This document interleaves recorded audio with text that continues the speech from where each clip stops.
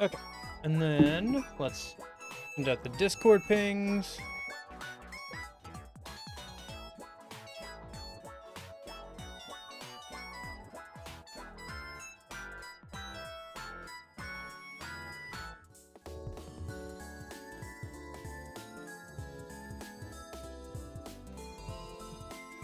Okay, and then we'll go and close Discord before I get distracted, and we will wait a minute and get ready. Let me, I guess, pull up Steam then a minute while we're waiting. Speaking of Steam, I think I have to buy... No, it's not available till 8. It's not available for another few hours. That game we're playing on Saturday is technically not even out yet. Technically. Yeah, the version. Anyway.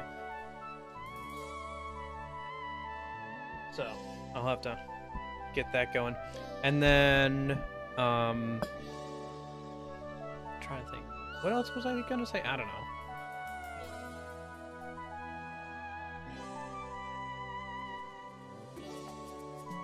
Anyway. I don't know. What else? Oh, right. I'm so glad that the Command & Conquer series made its way over to Steam. I've been, because of that, there was a bunch of stuff that...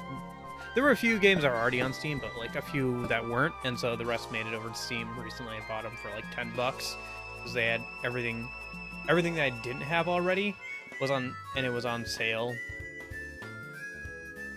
So it was, like, $10 for everything I didn't already have, which was like 5 games. And so I've been playing a little bit of Red Alert 2. I got pretty far into the Allied campaign in just like 2 days here. Hey Bullum, how's it going? You feeling a bit more well rested today?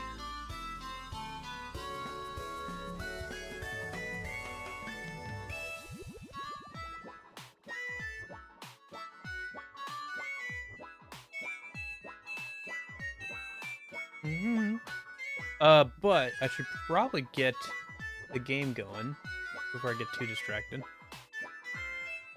Talking about Command & Conquer.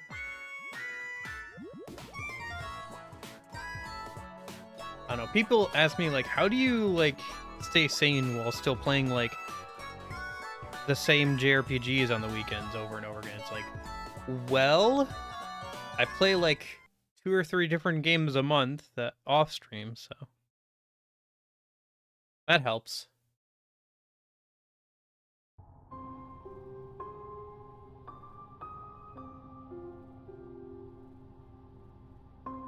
Bum, 7 a.m. or 7 p.m.?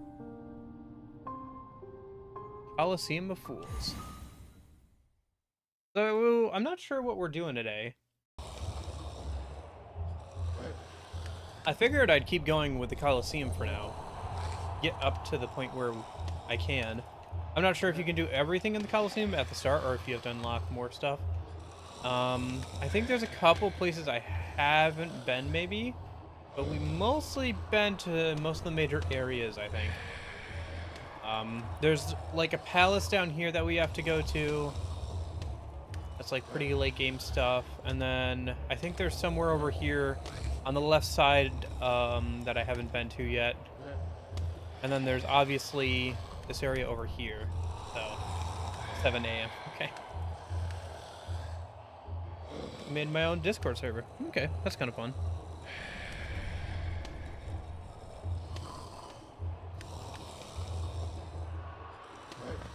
Alright, so I think I'm going to go ahead and try at least a couple more Coliseum fights.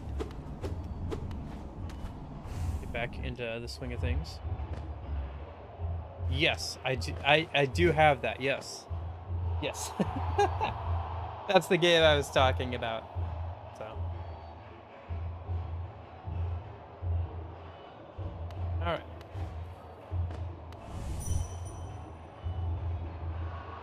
Yeah, that'll be Sunday. And then there's a game that's coming out on Saturday that's like...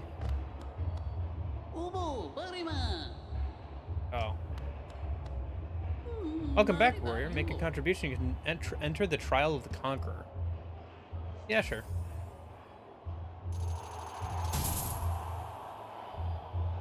Very well, then. A new trial is open to you. I hope your performance is spectacular. Have you ever seen anything about Spark the Jester, Bolin? Or that guy who's remaking Sonic 06? Huh. No, I didn't know that. I watched a little bit of Sonic X back in the day. So. Trial of the Conqueror. Fight for Geo in a rare metal. Oh, nice. Rare metal means nail upgrade. Yeah, let's try it. How bad could it be? It'll be a good warm-up, too. Get back in the mood here, in the swing of things, after, like, a little while here. Not playing.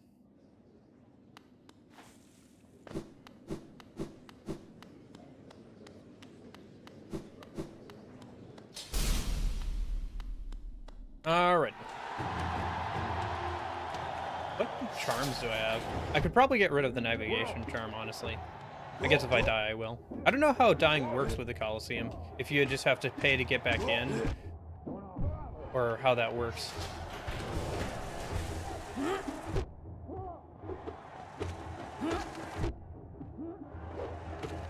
Okay. Back in the swing of things here.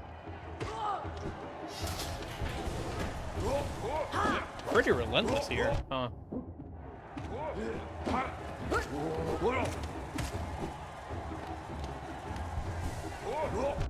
Shoot.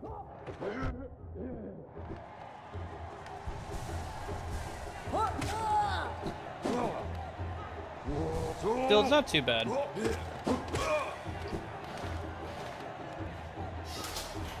I gotta remember I have a double jump now, too.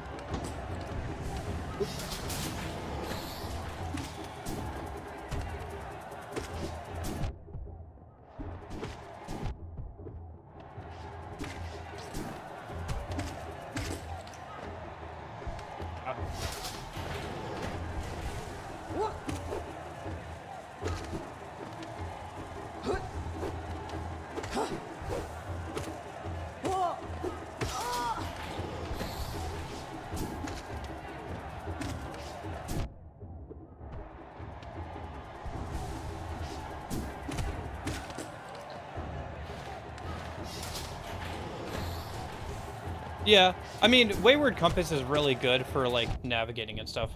But for the Coliseum, I don't think there's, like, any real need for it. So if I wanted to min-max Coliseum stuff, I could throw on, like, something else that's a good, like, 1-slot charm, or upgrade one of my charms from, like, a 2 to a 3 slot or something. Oh! Dang. No! Projectile's got me. Dang, they're laughing at me. Alright, speaking of charms then. Wayward Compass, Dash Master. I think we can get rid of those too. Let's throw on Quick Slash probably. And then that's all my slots for that. Is that going to be good? Market Pride plus Quick Slash? Yeah, I think that'll be good. Yeah, I'm sure people have beaten the hardest boss with no charms, so. I hate the Primal Aspids, yeah. The projectile enemies are kind of hit or miss to fight. If you could, like, properly slash back their attacks or something, or at least, like, deflect their attacks, I think it wouldn't be as bad. Just the fact that you have to, like, dodge them, and sometimes it can be a little hard to get the placement right.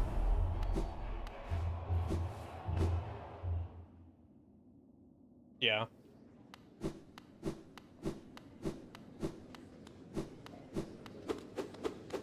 Yeah, that'll probably be good. Okay.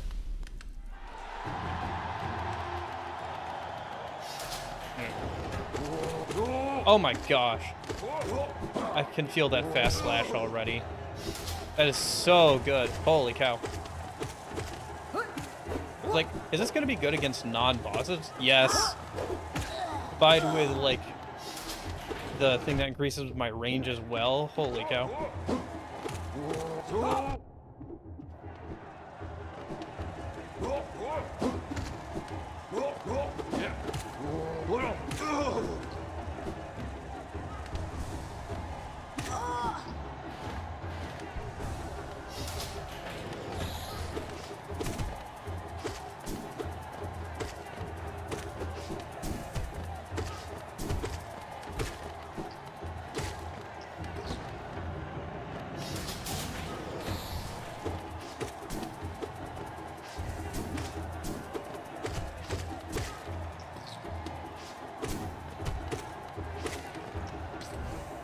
Look how much better I'm doing this time around. Holy cow. I don't know if I'm just getting back into the groove of things, or if, it probably helps to have seen these enemies at least once before, and, like, have fought against them.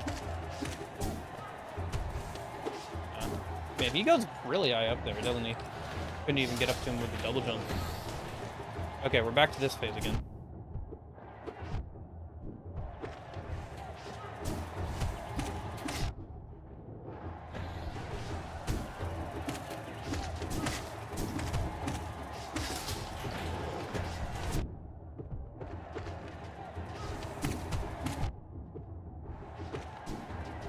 Boy, they're tanky, aren't they?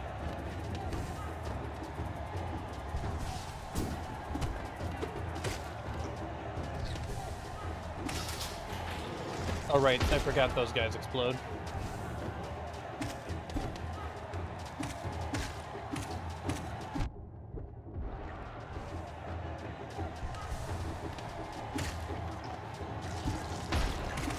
Up.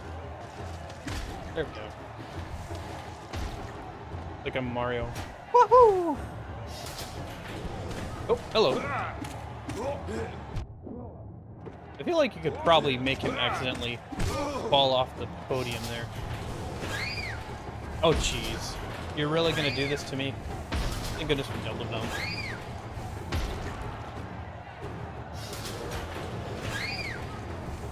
Look at that double jump, how useful that is. Alright. Alrighty. Oh yeah, true. If I was able to throw in like a strength charm of some kind, it would be even better. Like Eternal Strength or something.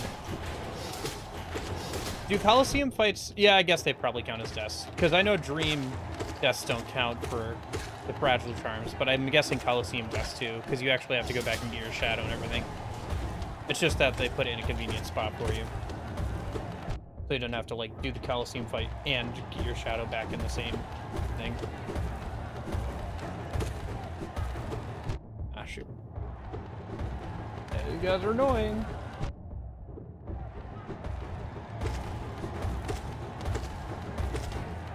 There we go. Oh my gosh. I'm not sure if that's better or worse, honestly. We can't jump as far. There we go. I was full on health. That was kind of dumb. Alright, what do we got? I'm guessing we're coming up on a boss round. Oh, hey, buddy. Oh, that's not my buddy.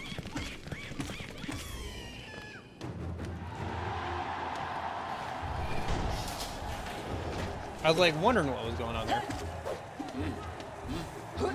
Speaking of, I probably should go talk to that grub guy again. I haven't in a minute. I bet he's got some more money for me. Not that I have anything to spend it on. Maybe if we need more money for the next nail upgrade, but I think we should be fine at 3,000. I can't think... Like, the first nail upgrade was 800, right? So I can't think that the next one up would be, like, more than 2,000 or something.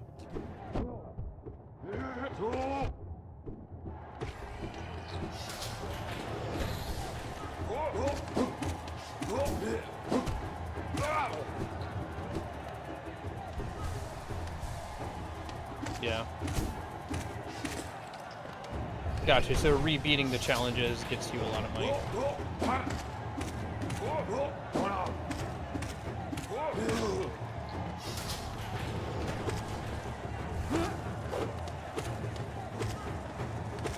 Although it seems like Geo is useful up to a certain point.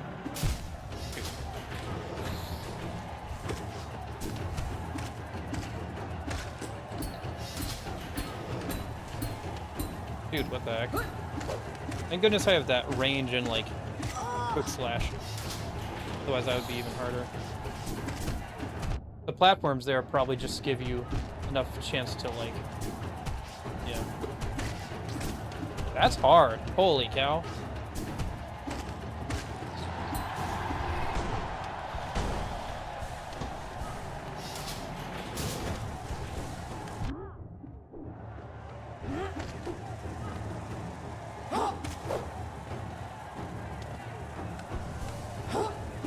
That was close, too. That's funny, I got the parry there on both of them. Oh! Essence. Oh, that's interesting. Does Essence just randomly pop out of some enemies? It feels like it's been random.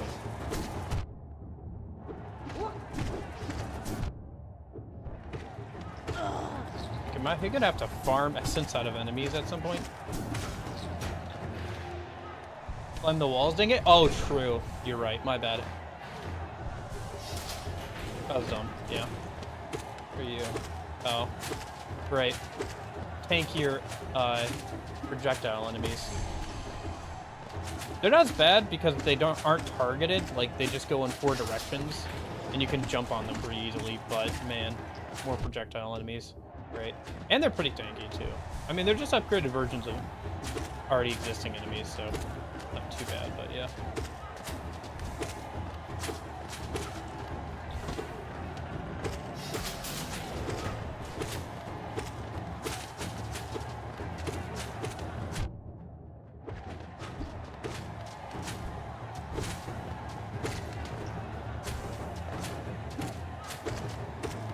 These fights are pretty long. I wonder if my 50 Geo a minute thing is still more effective. Probably if you just want to do some farming and don't want to have to think. I feel like doing, it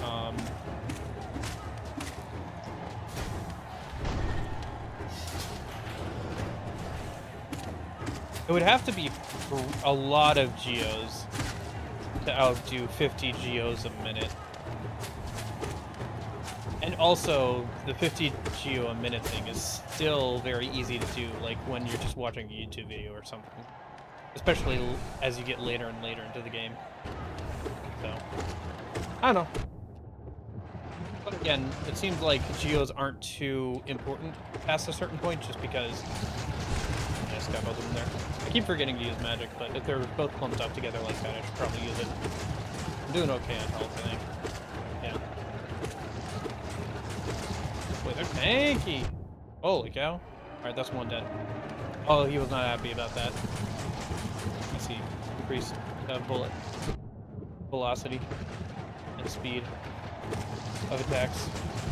I guess the strategy here would be to kind of wear them both down. Maybe. But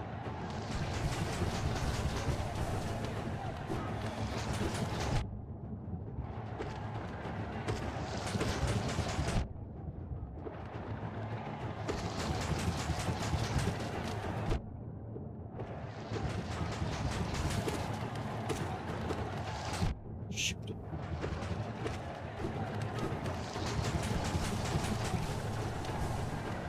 Still, it's pretty easy to find a spot to heal against these guys. If you're far enough away, it's hard for them to actually hit you. But if you're running a nail instead of a magic build, it means too much, I suppose. Hey, there we go. Is that it?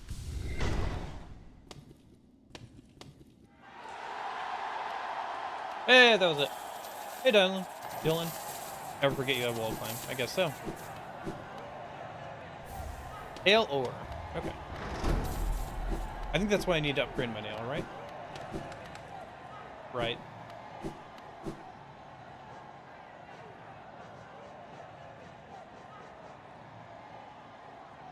Yep, okay. So we should be able to go and get a nail upgrade. Nice. Let's do that, and then we can come back and maybe try this one. Okay, let's go down and save a minute.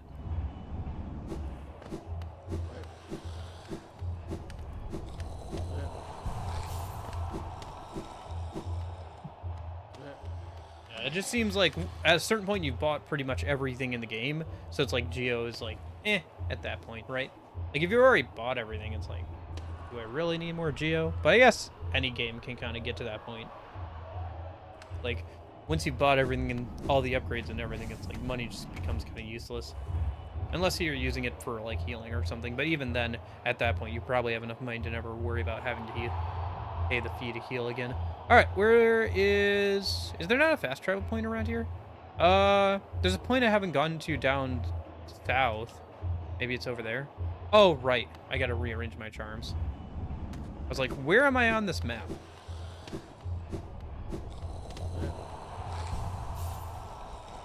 Let's throw this back on, and then Dash Master back on.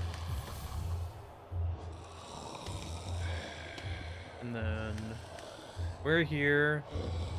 We could go over to the King's Station. That's not too far away. Otherwise, there's a spot a little underneath there that I haven't gone to. I think King's Station might still be the fastest, though, if we just run over to the left.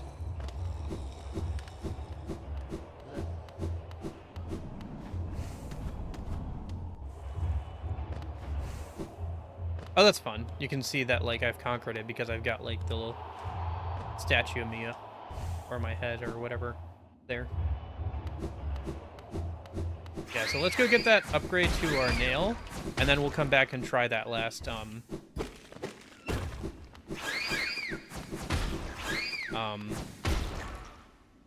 Coliseum thing. Oh, yeah, I kind of want to see some... Grub Mimic. Oh, I see. So it's like a chess mimic or whatever. There's a lot of quotation marks in that message, Bolim.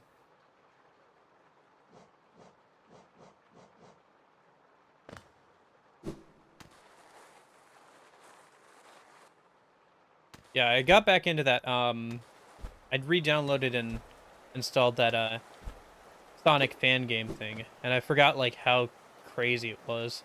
Or how... It's crazy the way it's constructed, and it's also crazy, like, how good it is. Like, it's not a full 3D model thing, because it's made in the Doom engine. It's, like, all 2D sprites and stuff. But, like, man... It's, like, a full... Like, the combat system is just there. Like, it's the entire combat system of, like, the actual game's just there. And, like, the entire main dungeon of, like, the third game is just in there. It's kind of crazy. And then it's, like, really easy to, like, well, relatively easy, because it's all 2D sprites, to, like, create a character and, like, give it moves and stuff and a leveled up stuff, so.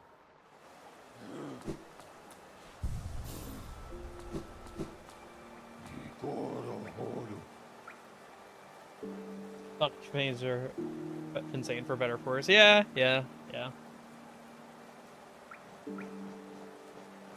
There's a lot of people that are fans of Sonic. Some of them are pretty crazy. Some of them are. And there's like a lot of different aspects of Sonic that some people are into. Like some people are into the games, some people are into the music, some people are into the like shows, some people are into the comics. The comics. That's a rabbit hole.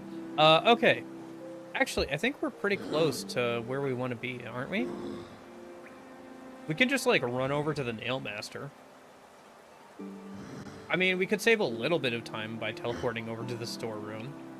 Alright, well, whatever.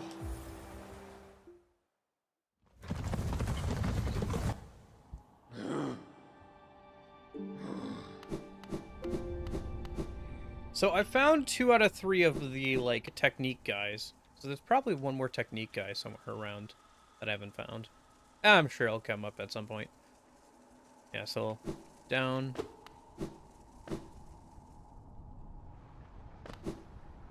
You know, I've enjoyed my share of, like, Sonic media. Mostly the games and stuff, but some of the, like, TV shows and, comics and stuff. I think the older comics are okay. They started getting a little weird and experimental at a certain point. Like, the whole stuff was, like, the Echidna ancient race and everything. And that one guy, Stephen Penderton, got, like, a little weird. Where it was, like, almost like he wanted to do his own thing. And then he kind of, like, used, Sonic and like the echidnas to do it.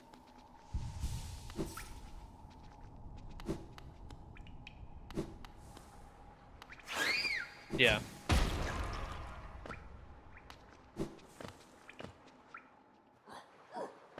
Yeah. Yeah. I mean, it sounds weird to go from Doom to, like, Sonic, but, like, Doom is, like, one of those game engines where it's so flexible. People have created, like, plenty of other, like, entire games in it.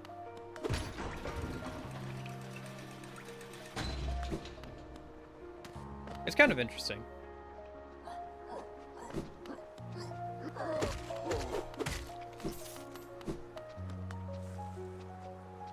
I mean, a lot of the, like, game engines that, are used to make even, like, the Call of Duties and stuff got their start using, like, the base, some of those older games as their basis. Like, there's a ton of, like, DNA left over from, what was that game? Shoot. Quake? Yeah, Quake. And, like, a lot of the game engines for, like, even modern, FPS games and stuff. Kind of interesting. Really? I never knew that about the Chow. I just thought of them as, like, kind of like fairies, where they have certain, like, magical powers, but they're, like, you know, relatively harmless themselves. Oh, you returned. If you bring me 2 pieces of pale ore, gosh darn it.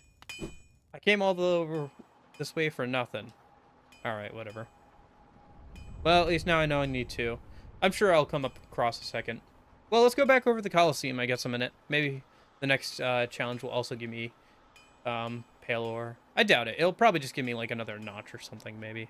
Or maybe something better. Who knows? Like a fragment of, like, a mask or something, but I guess we'll see. Still, it's good to have one of the 2. I probably only can upgrade my nail a couple more times, honestly. Probably it can only get to, like, level 5 or something. Is what I'm guessing. So. 3? Yeah, okay. I'm guessing that's the last upgrade, then. That makes sense.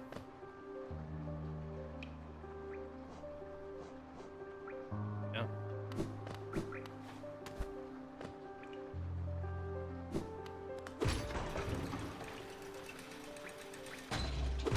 Oops. Man, I really wish I had something to spend all this money on. It's burning a hole in my pocket.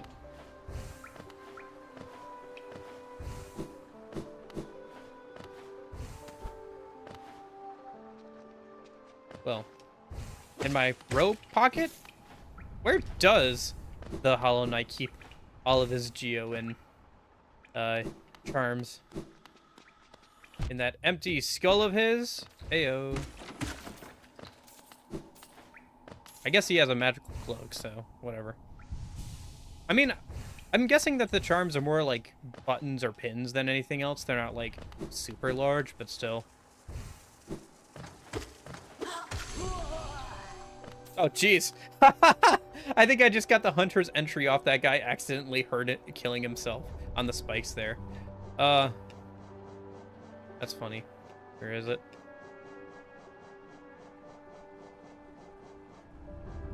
The shape of this creature. I have seen something like it before. More than once, perhaps. It looks a little like the bugs of Hollow Nest, but not quite the same. Where did these empty little wanderers come from? Interesting. I do like the hunter's notes. I do like that kind of stuff. Seeing like this guy's opinion on all this stuff, or like getting little bits of lore that way. It's a good way of doing it. There's like lots of ways to do lore in these kind of games, so. Your stream schedule is nuts for a dude with 595 subs. Yeah.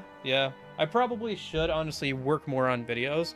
I'm trying to do that. For me, it's like a stream is easier because I can have an idea and do it within like the same week of having the idea for the most part. But for like videos, it usually takes me more than a couple weeks, so I kind of start to lose steam at a certain point.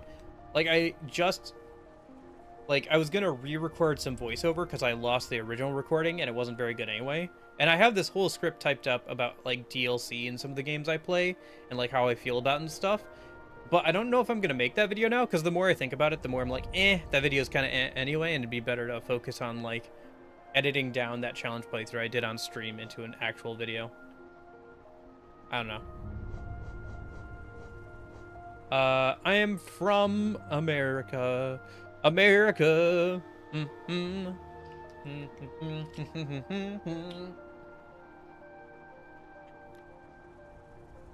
Dances. I think I've read that before. Is it the Lance one? Yeah, it's the Lance one.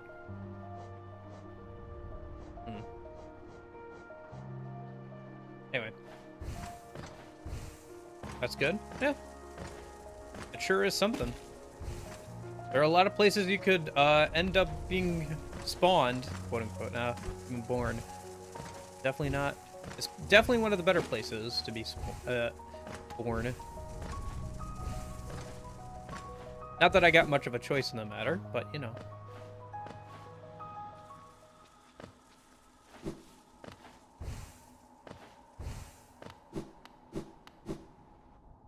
As far as random spawns go, I got pretty lucky. What do you do besides streaming and gaming? I'm working through college right now. I'm almost done. I'm a few credit hours short, so I'm doing some summer classes right now. So I'll be done after this summer, and then I gotta start looking at a job again. I've had a couple part-time jobs, temp job here, temp job there, help pay for college and all that kind of stuff. But yeah. So I'll be done with that here soon, which is good. And then after that, I guess I'll have to find a job or figure something out, at least for a while. It'd be nice to do this kind of thing for my job, but baby steps. Gotta work towards that probably for another couple years before that's viable, at the very least. So probably get at least like a part-time job or a job I can work for a while. Yeah, going the right way.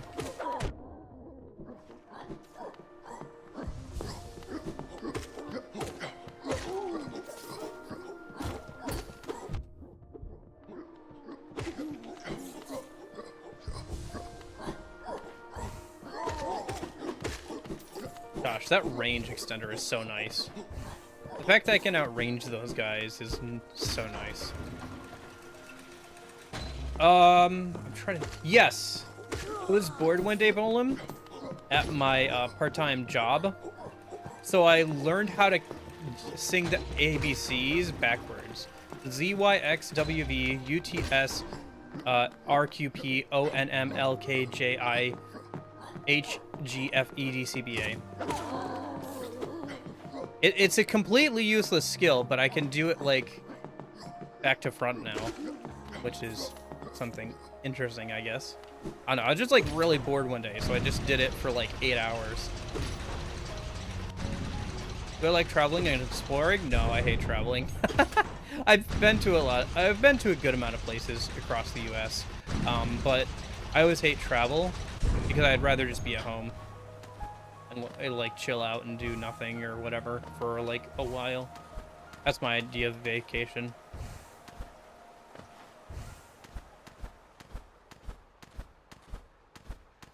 Hey Zizo, how's it going?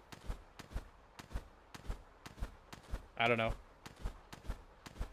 See, well, maybe it's just because of the kind of people I usually go on vacation with. Like, we have, like, different ideas of, like, what's nice about a vacation, you know? So, I don't know. I just find it hard to, like,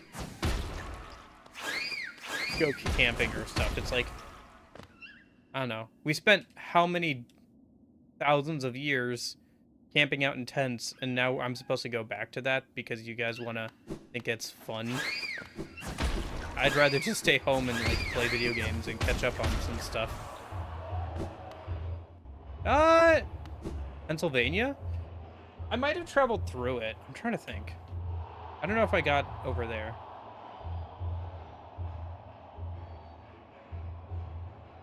I might have traveled through it, but I don't think I've ever, like, stayed for, like, a few days or anything like that. What you doing in this stream? Well, right now I'm working my way through the Coliseum. I've got like one more of these here, unless there's another one unlocked after this or later.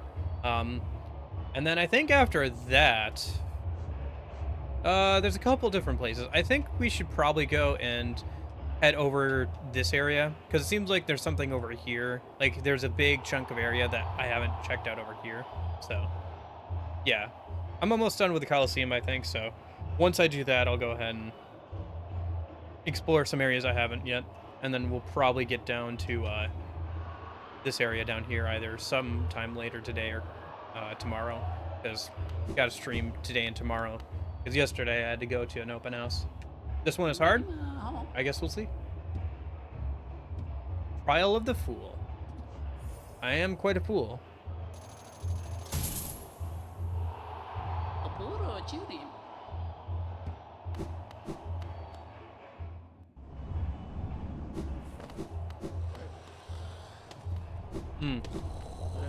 Really? I feel like the best thing about Sonic for me is always the music. Like, the gameplay for me of most Sonic games, especially the 2D ones, is so-so for me. But, like, I really enjoy the, music. No, I'm busy, Dylan. Do I have King's Brand? I don't think so. I haven't gotten that far into the game yet. Well, no, wait. No, wait, yeah, you're right. No, I do. Because I got that after beating Hornet 2. Yes, yeah, I do. Yep. We did that last Thursday. Okay, so let's take on the last trial here then. Trial of the Fool, fight for Geo, and the glory of being a fool. Place a mark and begin the trial. The glory of being a fool. I'm not sure what that means. Probably not, Dylan. After this, I'm gonna go for a walk. It's been raining all day, but I think it'll be done after stream today, and I gotta get my steps in. I've been trying to, like, lose some weight and like, be a bit more active, so. I've lost 5 pounds since winter ended, so that's good. Trying to get, like, another 5 pounds lost by the end of summer, hopefully. We'll see how long that takes me or how far it goes. Mostly the biggest thing is just, like, reducing the amount of calories I'm eating. Like, increasing the amount I'm exercising or, like, going for a walk or something is useful. But if I can, like, lower the amount of calories I'm eating or, like, you know, eat things that are just better for me. No, I do have a Discord. I'm gonna be busy, Dylan.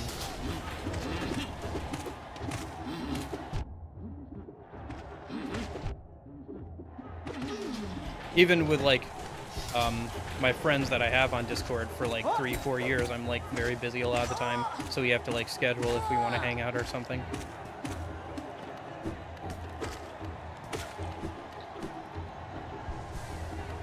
Go to Ancient Basin? Okay, we can check that out after this, then.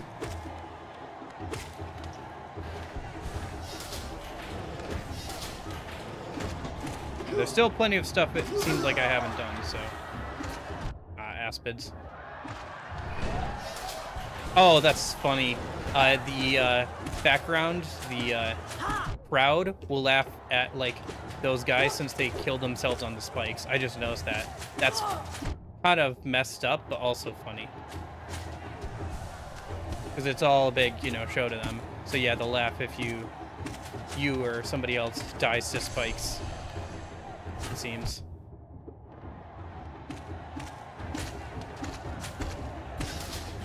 I mean, you could drop a message, but I'm probably not going to get on, like, voice chat or something.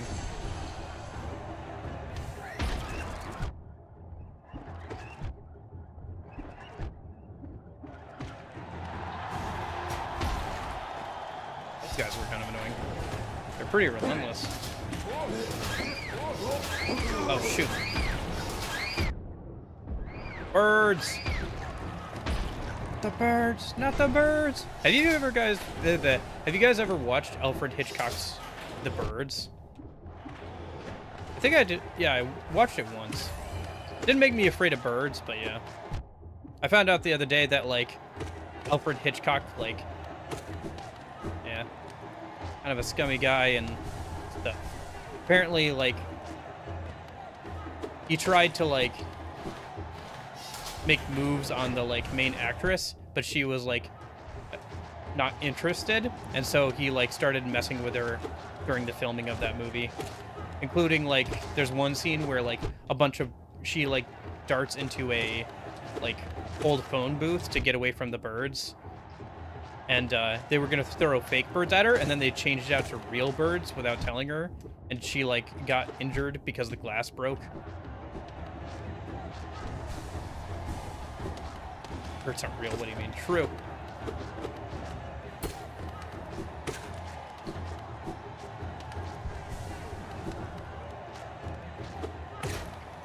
Eh?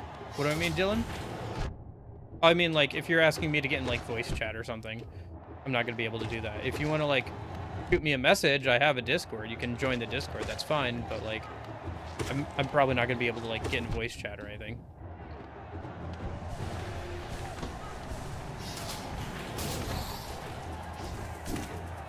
I think the hardest thing about these,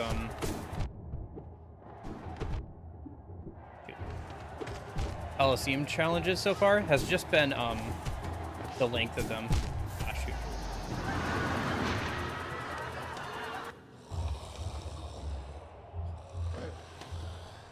Try doing Hollow Knight no hit. I'm probably not going to ever do that. Gosh, no. But I do want to do some of, like, I don't know.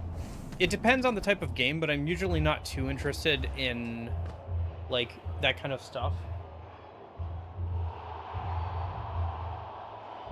When it comes to action games, I'm totally up to doing, like, the final boss or something, but doing, like, no-hit runs or something is just, like... Stuff like that gets so, like, long and tedious. It would have to be a really good game, or, like, a game I really, really enjoy playing, to, like, get to that level. Like, even RPGs and stuff, like... it has to be a challenge that, like, makes the game more interesting to play in some way. Otherwise, it's just not fun for me. Like, for RPGs, you know, I would have to, like, come up with, like, different strategies than I usually would have to or something, you know, to make it more interesting.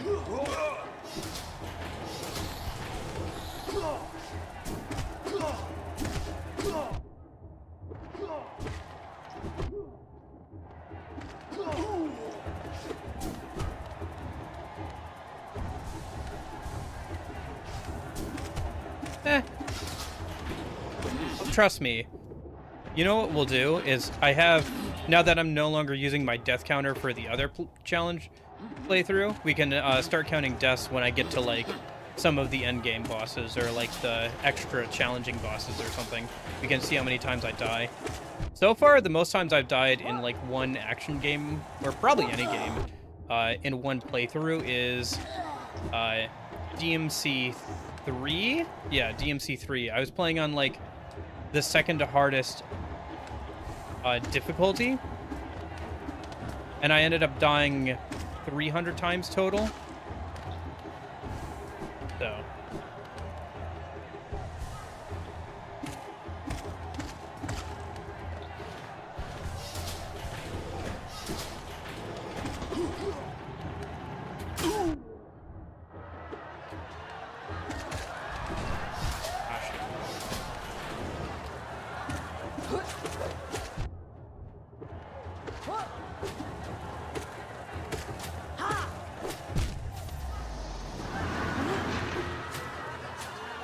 alright, I mean, now's a good chance to do it, I guess, Zizo.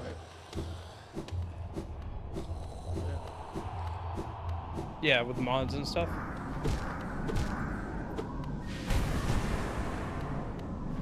It is kind of neat, if a little scary, the fact that your shadow gets stronger as you do. Like, the idea that it gets stronger and stronger. Oh, I keep forgetting there's a hot spring over there. I could be using that to refill my soul before I go in. Wait. I guess we can go over to Ancient Basin and get the upgrade then.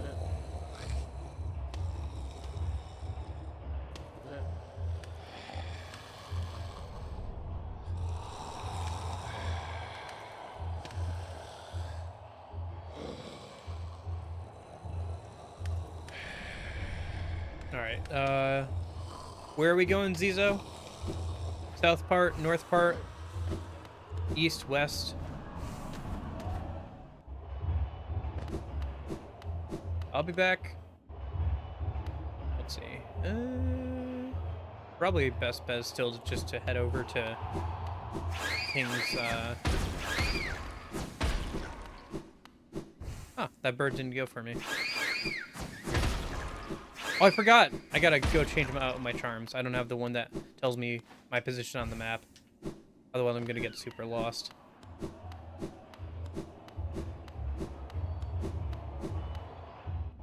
And like waste a whole bunch of time.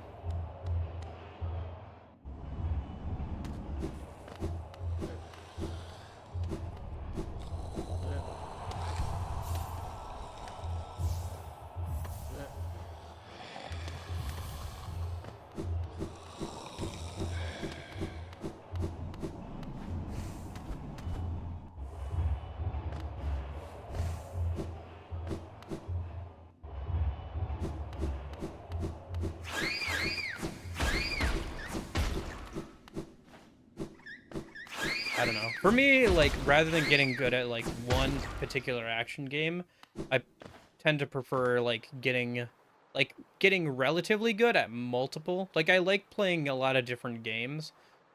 So, it's like a trade-off. Like, I could spend 100 hours getting good enough at Hollow Knight to do a no-hit run, or I could take those 100 hours and play through, like, 3 other game series, you know? That's kind of like, eh.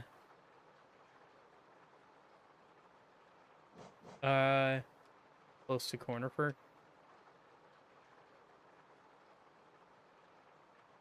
You see that little place you didn't explore, an ancient basin? It goes deep underneath. Oh, you mean down here by the palace grounds? Like over this way?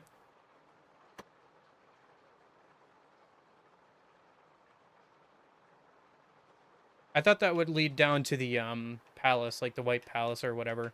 I thought that was like a whole new area to explore. That's why I wasn't going down there yet.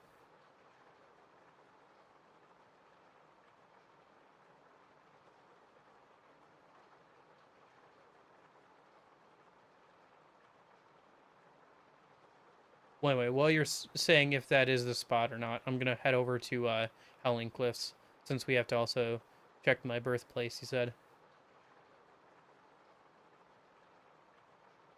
By the way, I have to head over to the fast travel point.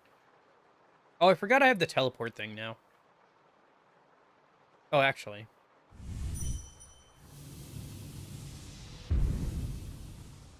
Oh, did I make my fast travel point this now? No.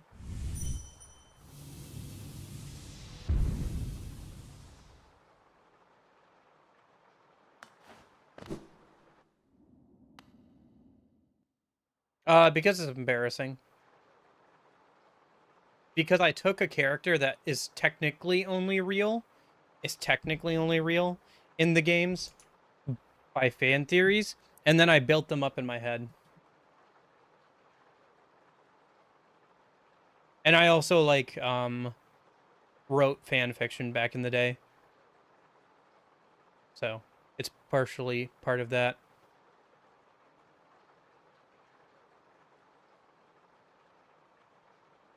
Okay. Well, let's go check my birthplace, and then we'll go check the underground basin. Either way, I have to get to fast travel. I thought I could fast travel back up to, like, over here. Because then I could, like, just hop over to the fast travel point.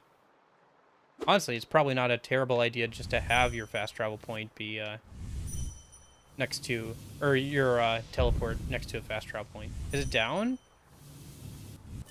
No, that just set my fast travel point here. I mean, that's not terrible either, because now I can come back to the Coliseum of Fools quickly, but man, that's weird that wouldn't let me teleport there.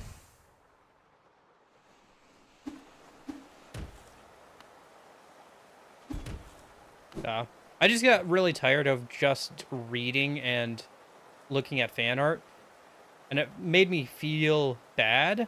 Like, I was reading and looking at all this stuff, and I wasn't creating anything myself, and I wasn't a good artist, so the only other option was writing fanfic, so I did that for like 2 summers straight. It was kind of fun. But, yeah. Certain areas can't teleport. Well, The birthing place is an ancient basin? Oh, okay. I didn't know that.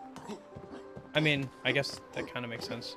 But when you said the birthing place, I was thinking of the place where Hollow Knight wakes up.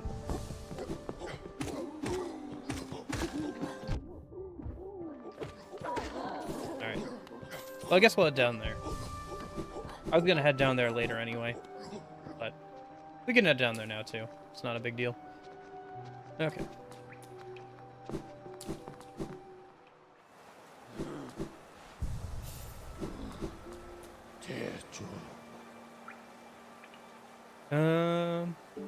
Probably Hidden Station, yeah? If I'm remembering correctly.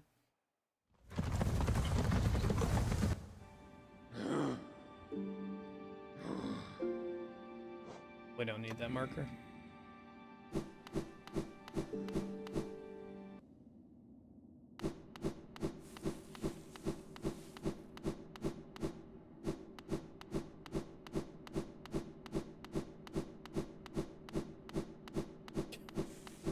Just the constant dashing.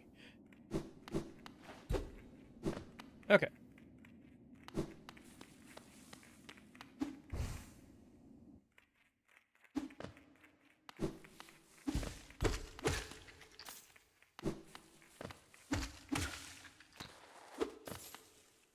I guess we'll see. Higher beings, these words are for you alone.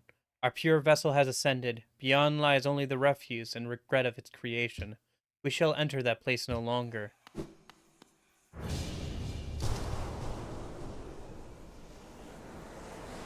The refuse and regret.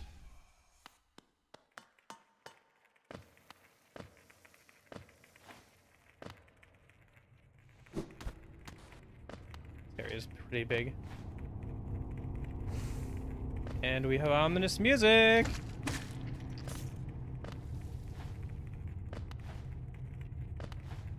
I mean, they literally called it a place of refuse and regret, so yeah. Ominous music does seem appropriate here. I feel like I'm gonna just fall on some spikes or something. If I just keep going down. Go down, yeah. It's a little bit worried about spikes and stuff, but it seems like they're all pointing downwards, which is interesting.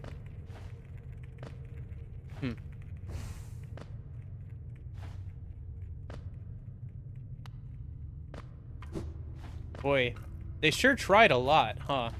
Before they got me. True.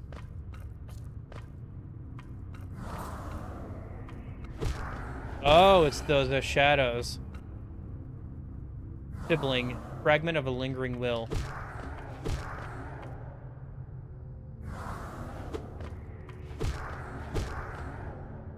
Oh, is this what you were saying with, like, somebody having, like, a bunch of skeletons in their closet? Sorry, I'm just killing them so I can see the dialogue from the hunter. But, like, I probably will see more of them as I go on, won't I? Because I need to kill like 20 of them to get the dialogue from the hunter.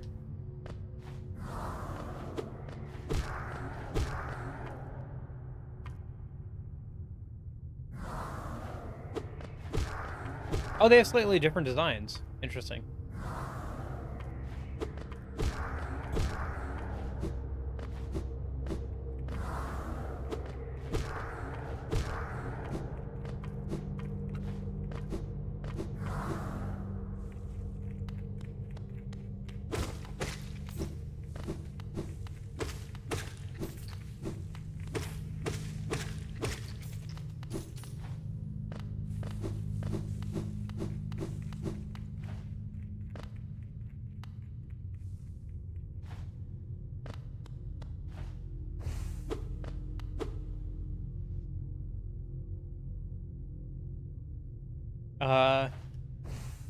Do you mean use my spell that attacks above? Because I don't have that yet.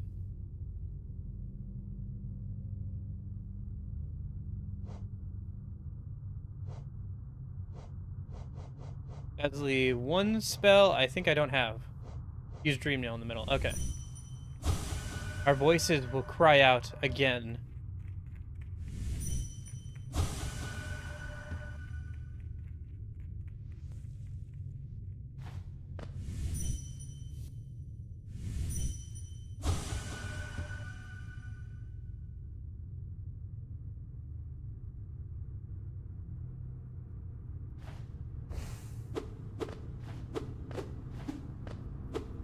Go to the right? Okay. Oh, I have to get the spell. Okay.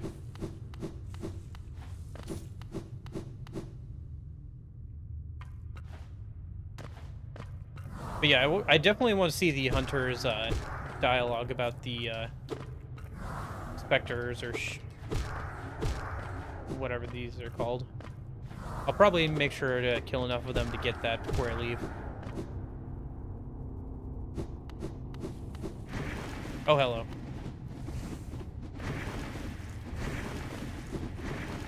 Yeah, no, I don't have that yet.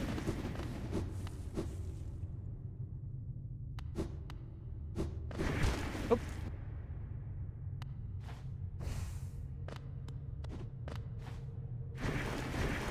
I feel like, I don't know why or how, but I feel like I did a lot of things out of order with this game. Or like I ignored or missed like a lot of things. Somehow.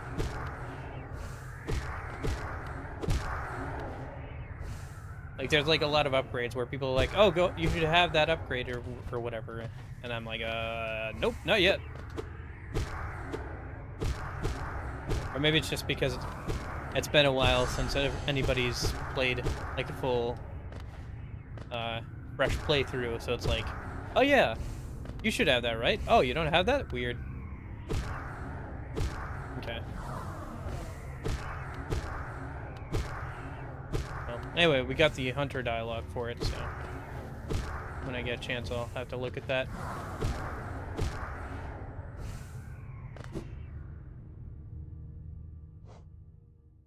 Use Crystal Heart? Okay.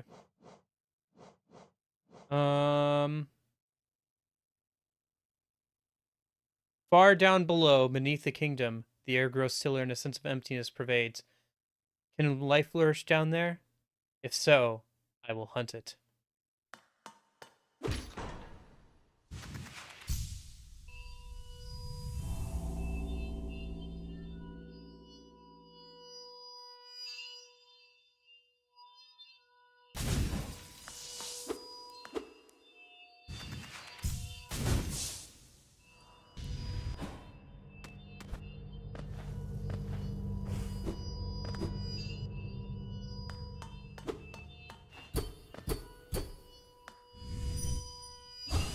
Turn it off? Cannot. My king, I'm sorry.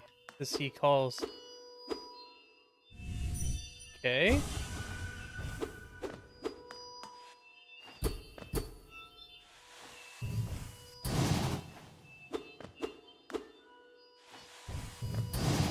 Go down and then right, and then use Crystal Heart? Okay. So there's another one of those or something?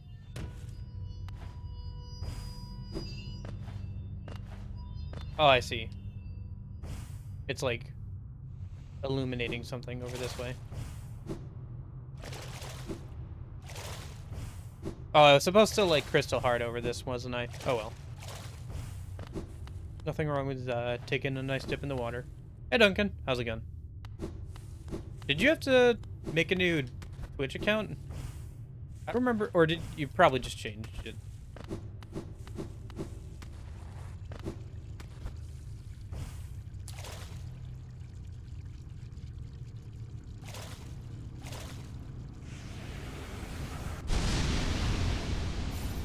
Obtain the Shade Cloak. Just change the name, okay. Use the cloak to dash through enemies and their attacks without taking damage. Oh, finally, iframes on the dash. This is what I've been wanting for forever. I was like, man, I wish the dash had iframes. And now it does.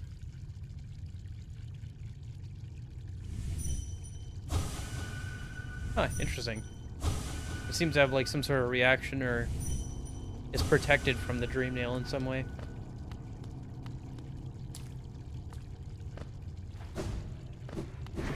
Oops. Arcane egg. Interesting. Oh, it's something I can sell. Mysterious stone egg from the birth of Hollow Nest. Relic from the ancient past. This item now holds little, except for those dedicated to history. Okay. Interesting. Well, it'll be at least interesting to see what the flavor dialogue of that is. Is this game really hard?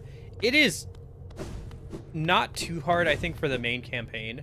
There are definitely, it seems like bosses, either from the community's mods or from, like the post game or DLC and stuff. They're like hard challenges that you can do, but like the base game doesn't seem too bad, at least so far. I don't know, maybe I'm just built different, but at least the base game isn't too bad. But there are definitely some like hard boss fights that you can do.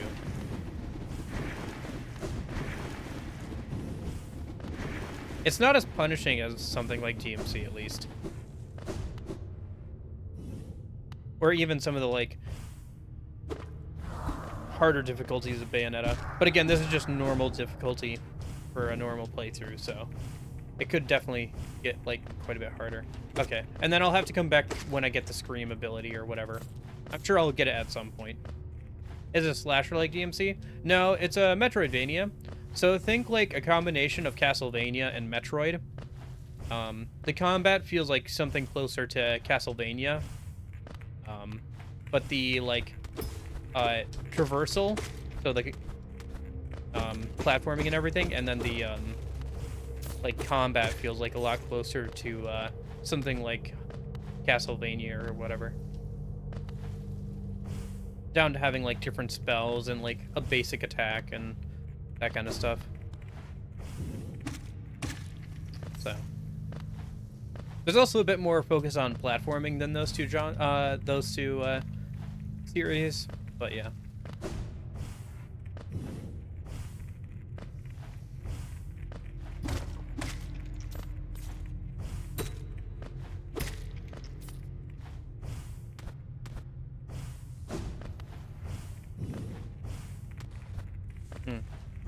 Seems like there's a cooldown on the dash ability having iframes, which is interesting.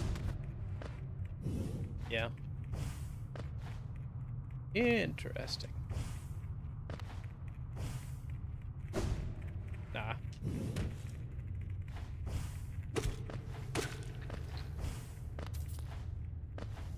Because one of the main mechanics is you're able to pogo off of enemies. So when I down slash, I get like a little bit of air off of it. So you can do that like off of environmental hazards like spikes or anything else that's destructible. So you can do that for platforming. Hey, how's it going? Ghost, I see you've placed the face the place of your birth, and now drape yourself in the substance of its shadow. Though our strength is born of a similar source, that part of you, that crucial emptiness, I do not share. Funny then, that such darkness gives me hope. Within it, I see a chance of change. A difficult journey you would face, but a choice it can create. Prolong our world's stasis, or face the heart of its infection. It faced the void and ascended unscathed. Ignite such vast darkness? That's fair. I don't know. There are just certain genres people like or don't like. That's fine. Don't lie, but I don't actually know where that one spell is. I'm sure it'll come up at some point, Z, though. There's only, like, a couple areas I actually haven't been to on the map. So unless I missed it in, like, one of the previous areas, I'll probably find it sometime today or tomorrow. Because, yeah, streaming today and tomorrow instead of Tuesday, Thursday. So. I'd urge you to take that harder path, but what end may come, the decision rests with you. Okay. I wasn't expecting to see Hornet there. My name is Jeff.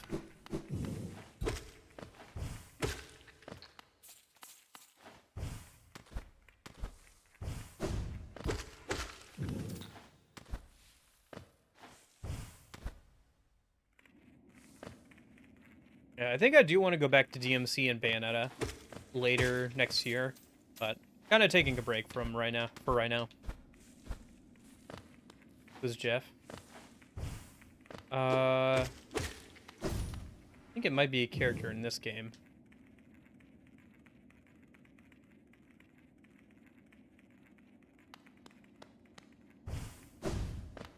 I was just referencing an old meme, but anyway. Very old meme at this point.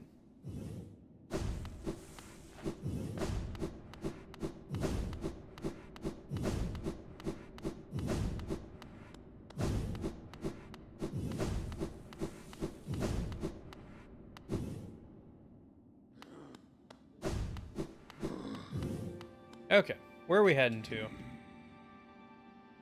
Let's head back over and finish out the Coliseum then.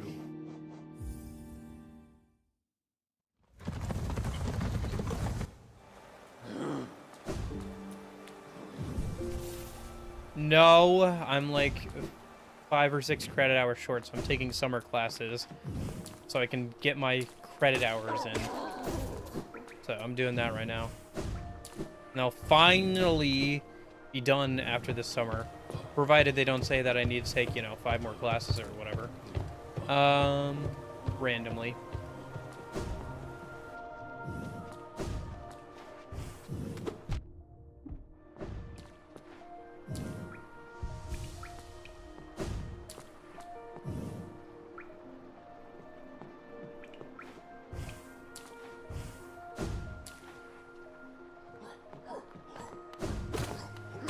No, it's fine. I'm not annoyed at you. I'm annoyed at the college. Don't mind me.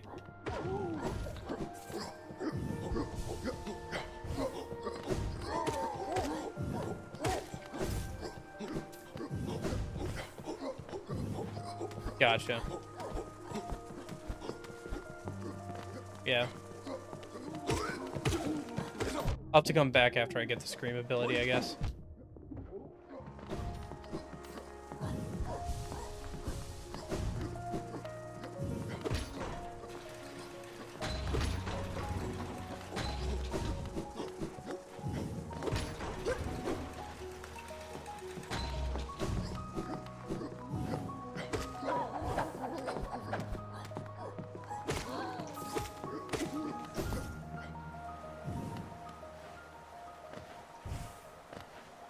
I feel like there's got to be a better way to get up to the Coliseum, but whatever. Remember when I did this the first time, and then because I hadn't actually gone to the Coliseum from the other direction, I had to go all the way back around? That was kind of funny.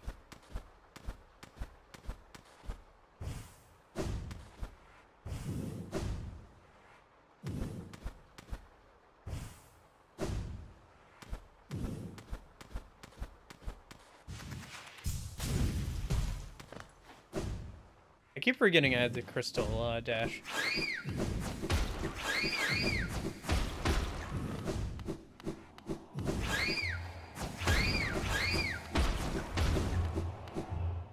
Okay, let's go swap out some charms.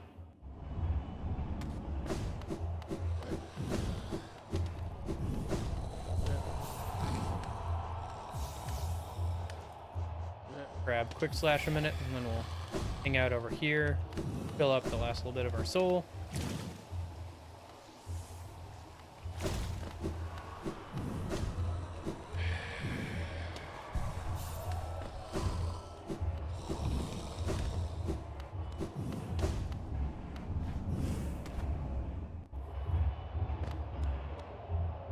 You know, the more I think about it, the more Hollow Knight is just like literally just child soldier, isn't he?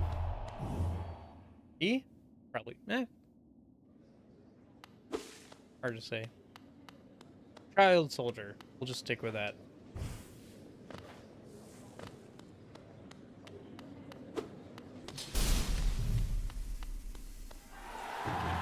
I also forget that I have the like nail art stuff.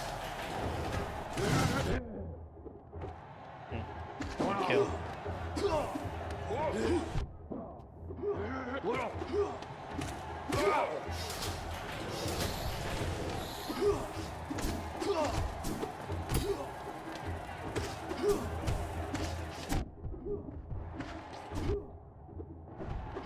Dang, can I not parry the mosquitoes?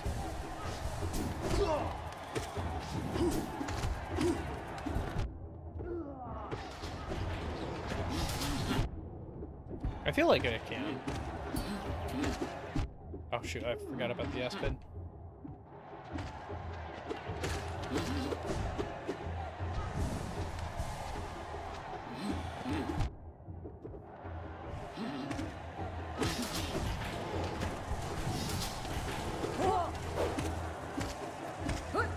I don't know, I guess I could see myself doing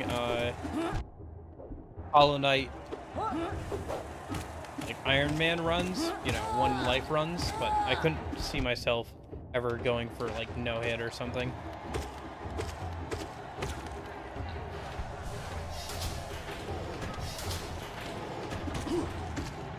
Right, those guys just died to the...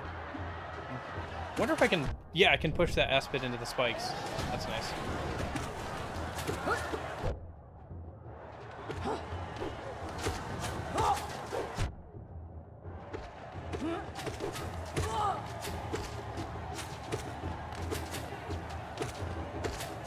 Yeah, I will say in comparison to like 3D games like the DMC series, it's sometimes a lot easier to read what the enemies are actually doing.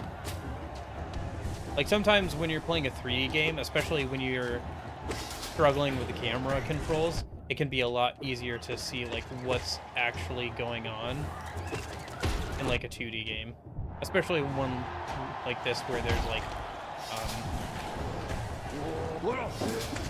hand-drawn sprites and stuff. Right, forgot about this bird section.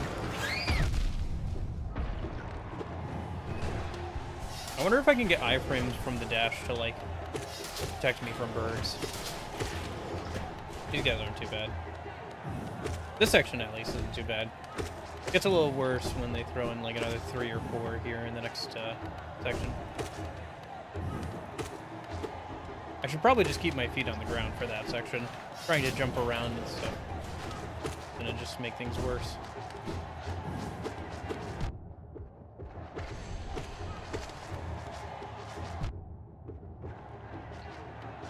I'll have to heal once I get down to 1 here.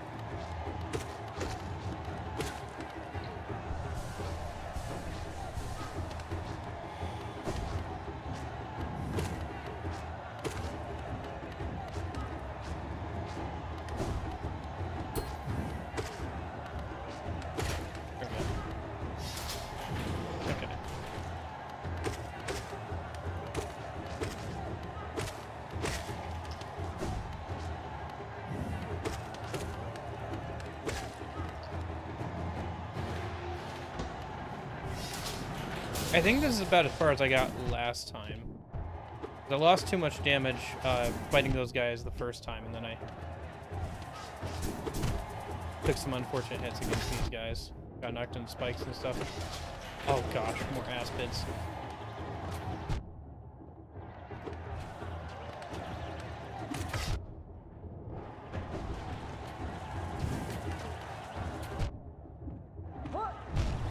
Ah, beans.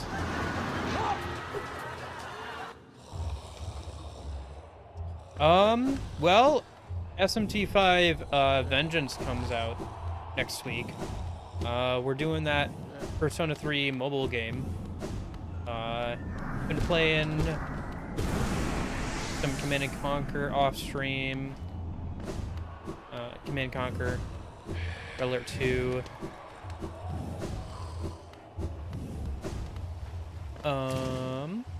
We just finished up a Pixie-only run of Persona 5 Royal.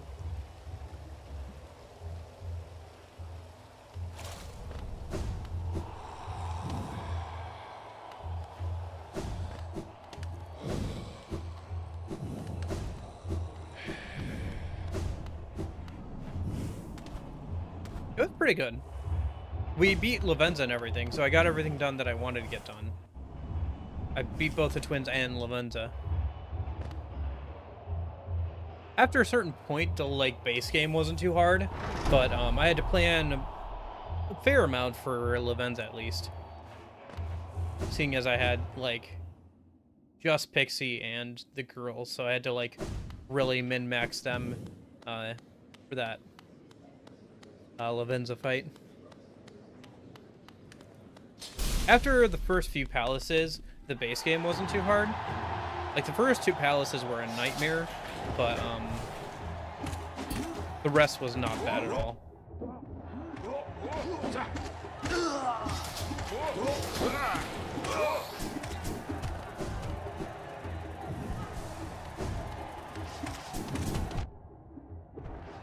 Lavenza wasn't too bad. It took me 3 tries, but that was because I planned a lot beforehand. Like, literally the night beforehand, when I was deciding builds for the party members and stuff, I read like a whole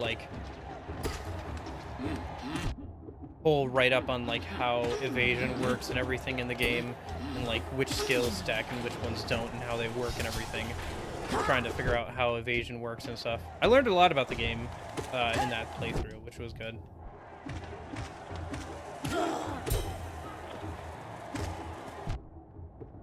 It was still a little bit easier than I would have liked, but that's Persona 5 Royal for you, I guess. Even removing like pretty much all the DLC stuff, it was still pretty easy. So, because like I didn't even use like the accessories or anything. I used some of the items from itemizing the DLC personas, but apart from that, I didn't use them at all. So, on Royal, yeah. I do want to play the original at some point, but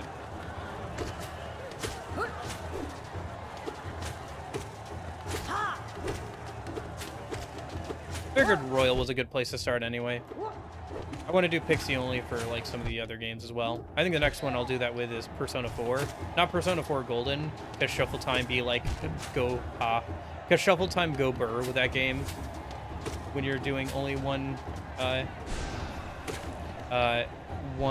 Persona. So I know I could win with just Pixie, but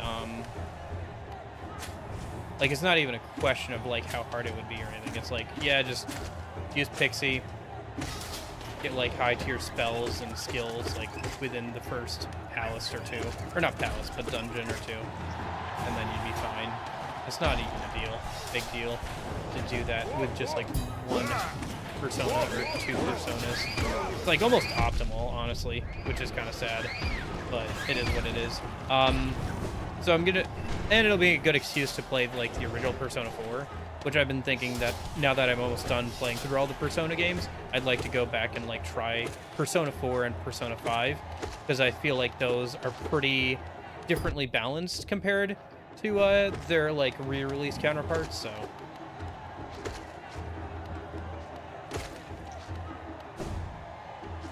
yeah, I definitely enjoyed, I think, Persona 5 Royal's gameplay a bit more with the restrictions. There were some parts that were pretty hard at the start. Specifically, the way Madarame's boss fight works was not designed for only 2 party members, because he gets like 4 attacks per turn, and he can make one of your party members weak, and then like he has like no real way of hitting him. You're supposed to just kind of survive and like do a send somebody off to do something, but then I couldn't survive long enough to actually like throw the paint on him to make him weak himself. So what I ended up having to do was leveling up on to like level 25 and getting Fire Break on her, and thankfully that worked to like get rid of his fire immunity, and I could use her to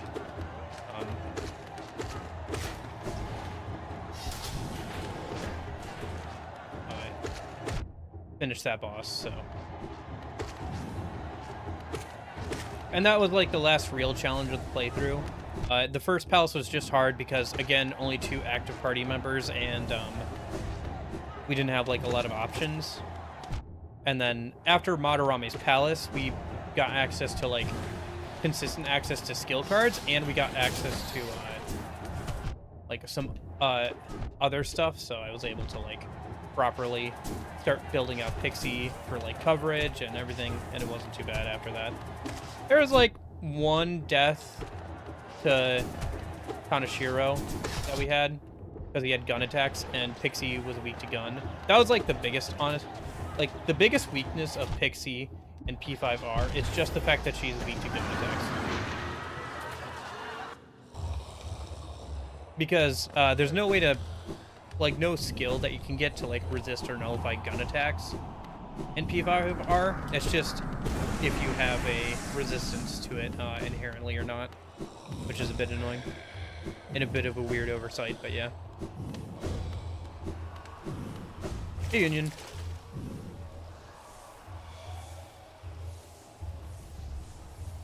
So we've got like one weekend until SMT5 Vengeance comes out, so this weekend we're doing that Persona 3 mobile game that's supposed to be about Aegis, like a prequel to Persona 3 that came out on like old flip phones or whatever back in 2007. So no, because the whole point was to unequip. I don't think you can. No, because you just get a skill that way, and resist, null, or absorb gun or anything like that isn't a skill in P5R. They didn't add it till Strikers, and I thought I was gonna have to use that for like absorb, curse, but then I remembered execution exists, and also the idea was that I wasn't allowed to unequip Pixie, so.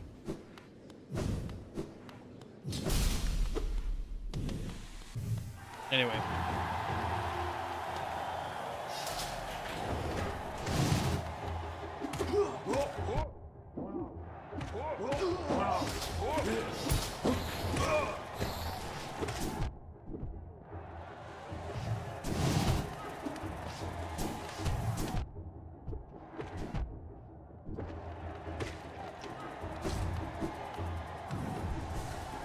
Yeah. Thankfully, Madarame's accessory gets rid of like all your weaknesses, so that was like a really big help for that playthrough. I think if I didn't have that, the playthrough honestly might have been a bit more interesting, because then I would have had to work around that. But it's not too bad. That, like, at least, I don't know. It made Lavenza more doable, at least, so, you know. So.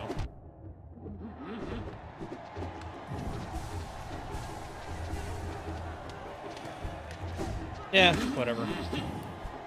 I think even Union, who was like no-lifing it even more than I was, it took him like 2 or 3 weeks to get through the first initial playthrough, so. And I was like no-lifing it for those first 4 or 5 days for like 10 plus hours straight, and I still couldn't keep up with the pace he was going at, so.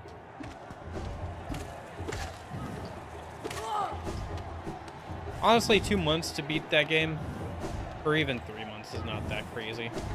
Those games are long.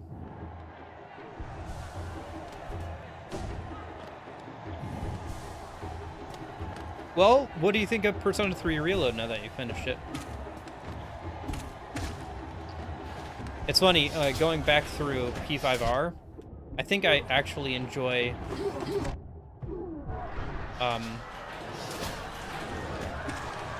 Mementos more than the new Tartarus, and I enjoy the original Tartarus more than Mementos. So at least for me, they somehow made Tartarus worse.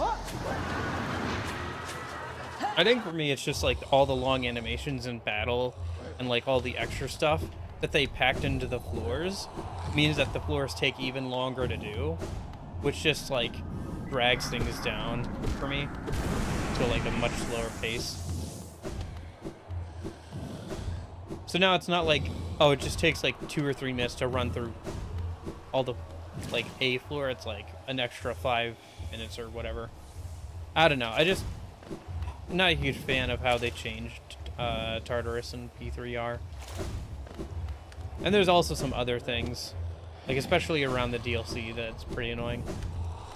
Or like some of the late game skills, like the magic, was it ability or whatever, that you can't like pass down, so you have to like constantly re-roll. And certain personas just can't get the skill because of how random, like how skill mutation works.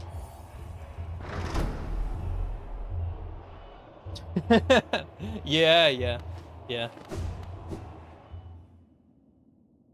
It's definitely easier than the original by a good margin. That's not necessarily a terrible thing. I do think that Theurgy makes boss fights a lot less interesting, because it's just a nuke. I think if you couldn't carry it between fights, it would have been a lot more balanced. Like, just making that one change would have made Thurgy, like, less of a issue for balance. But because of that, it's just a nuke you can keep in your back pocket for, like, boss fights. Like, why would you ever not go into a boss fight without Thurgy charged up? Like, it just doesn't make any sense.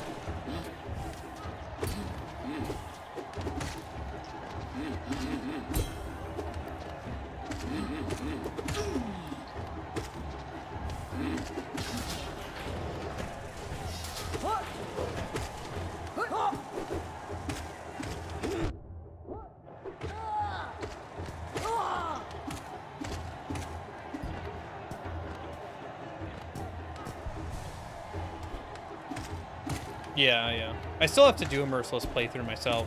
I only went for hard because I did hard on the first go around, and then like Merciless gets rid of all your New Game Plus stuff pretty much, and I didn't want to do that when I was doing like I was trying to get ready for like Elizabeth and like do that. I'm probably gonna do a New Game Plus or a Merciless playthrough with the FemC mod before the DLC comes out properly. So, oh gosh, these things. Get the fudge off me, samurai. Oh, really? What? I thought I had... Oh, it probably hits for 2 health on the explosion. Okay.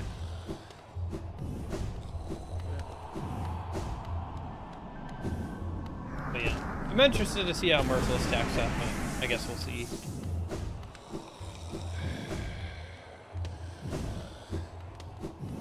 Yeah, I don't know. Ooh. I still think that it's crazy that they somehow made Tartarus worse for me. I wonder if that sentiment's shared amongst a lot of other people.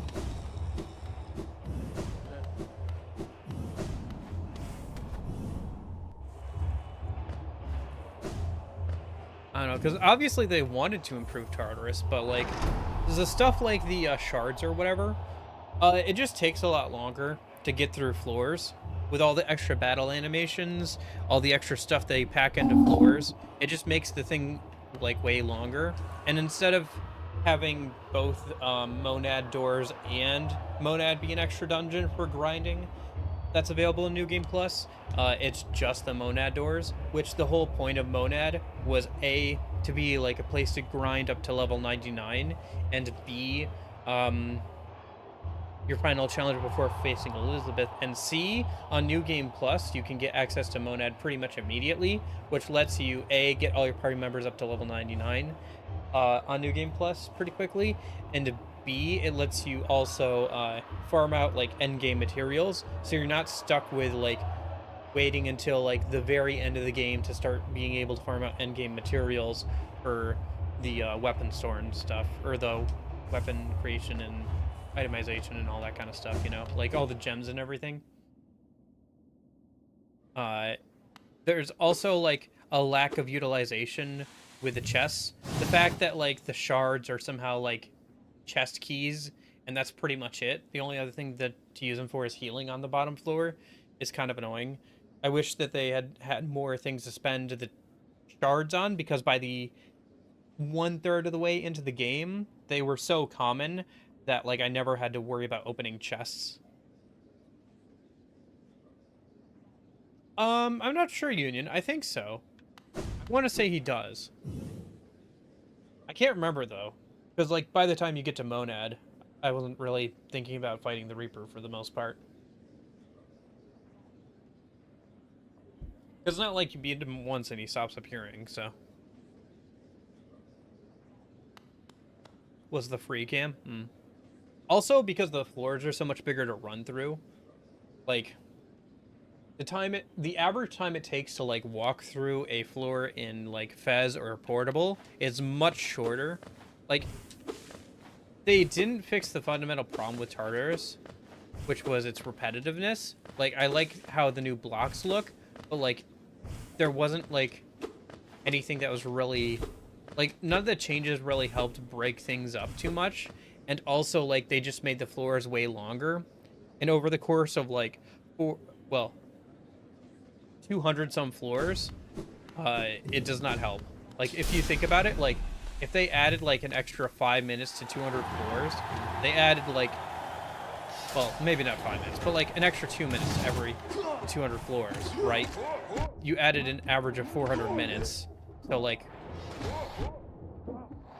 6.5 hours or so. You added 6.5 hours extra time just through all the animations and everything between all the floors of Tartarus. Like, man.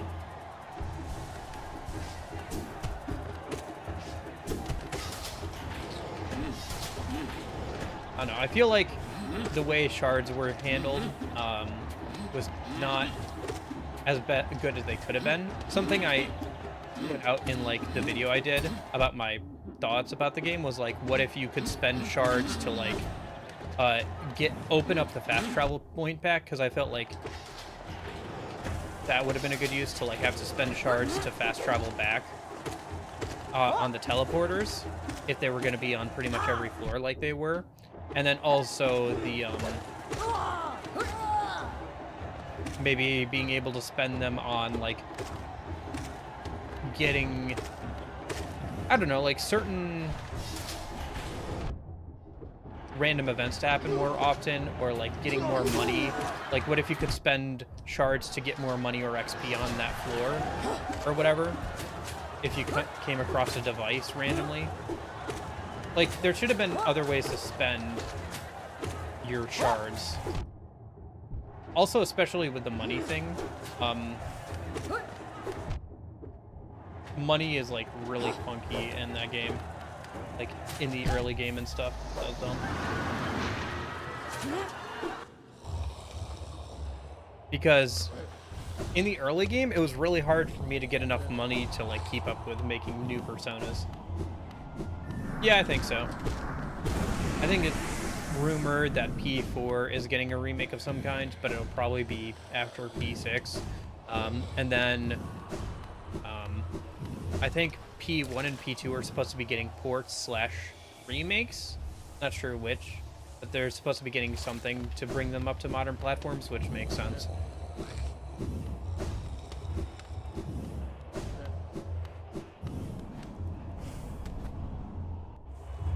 But yeah, money is a huge problem.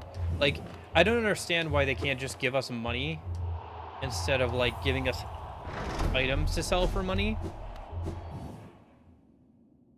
Like, there is no reason why you should have to sell a bunch of junk in P3R. Like, they should just give you straight up money like they do in P4. Because, like, there's no reason to have a drop system in P3R outside of, like, the jewels or whatever. Because Elizabeth never asks for certain drops as part of her requests like they do in P4. So, like, what's the point of having a drop system for, like, money items? Like, just have the cards give us more money. Or, like, have the enemies drop more money base, and then, like, you don't have to, like, worry about having people sell junk or whatever. Because in the original P3 Fez, one of your main sources of income was all the junk weapons you would get from Tartarus by picking up the swords card. But then since the swords card got turned into the skill card drop or whatever, you wouldn't get as much money. So their solution was to give you a bunch of random crap that you had to sell every time you were done with Tartarus, which is just not very fun.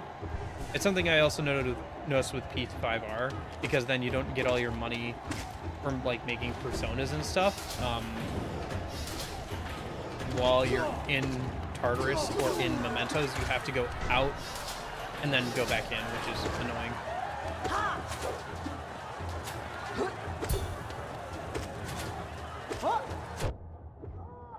Ah, shoot. I think XP maybe, but like money not so much. At least at the start, I was having a hard time keeping up with Persona prices. Although maybe they took the worst part of hard difficulty from P3 Fez and kept it, which the worst part of hard difficulty in P3 Fez is just the fact that like Personas cost more arbitrarily for no good reason, just so you can't buy things out of the compendium as easily, which is dumb and like a terrible balancing choice. Yes, make the game less interesting by giving me less chances to like make interesting builds. Because that's not antithetical to like the best parts of Persona and SMT's like Demon and Persona system. No, it's fine. Just make the game objectively less fun to play.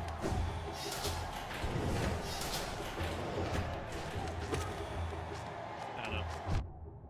For me, like, doing stuff like that is like a very annoying way to increase difficulty, because it just means either I have to grind more or I can't like make a good Persona, especially since P3 Fez also has random skill inheritance. So like, why would you do this?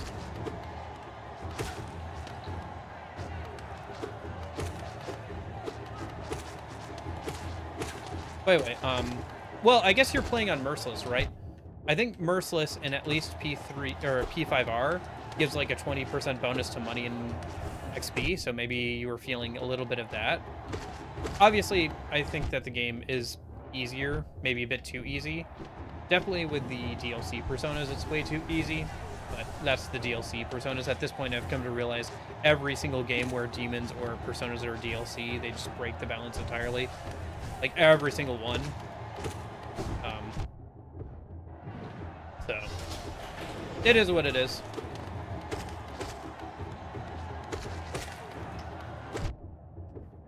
It's too bad, though.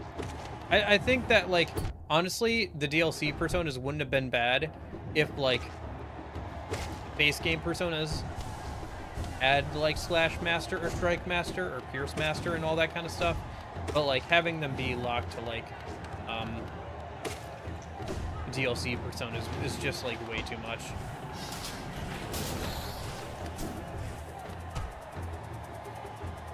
I don't know, there's some questionable design decisions in P3R I'm not a fan of.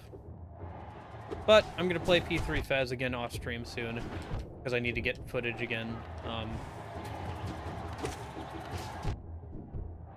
So I'll have a chance to see how well it holds up compared to P3R, especially since I'll probably be playing both around the same time, and I'll just be playing one off stream. So I can hit through that platform. Oh, shoot. No! Thank goodness for fast healing. Okay. There we go. Okay, this is the farthest I think I've ever gotten. Oh, hello. This is what we're doing, huh? Oh, gosh.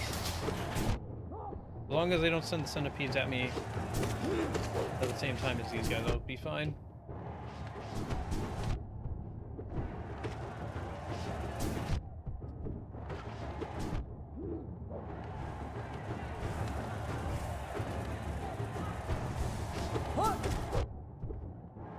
I can't believe he can adjust his attack that quickly. Because he adjusted his, like, attack mid-swing. Oh, not another Aspid.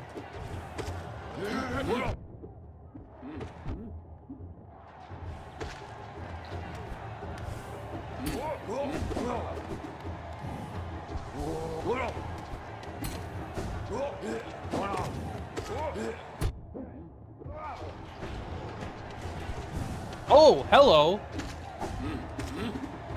Upgraded mantises. Okay, that's interesting. Hello, what the heck?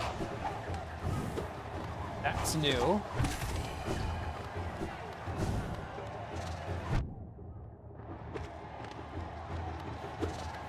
Oh no, okay. Well, I got further than I had before.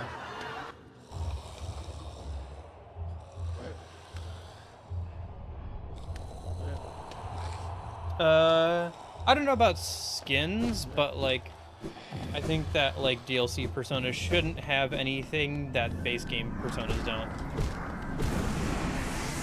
Also, the way that they do the music player in P5R, or sorry, P3R, is like really bad. Like, it's worse than Strikers. Like, Strikers has a better DLC music player and way to manage DLC music than like P5 or P3R does. Like, they've gone backwards. They've regressed in terms of like the series for when it comes to like DLC music players. Ghost Runner, what's it about?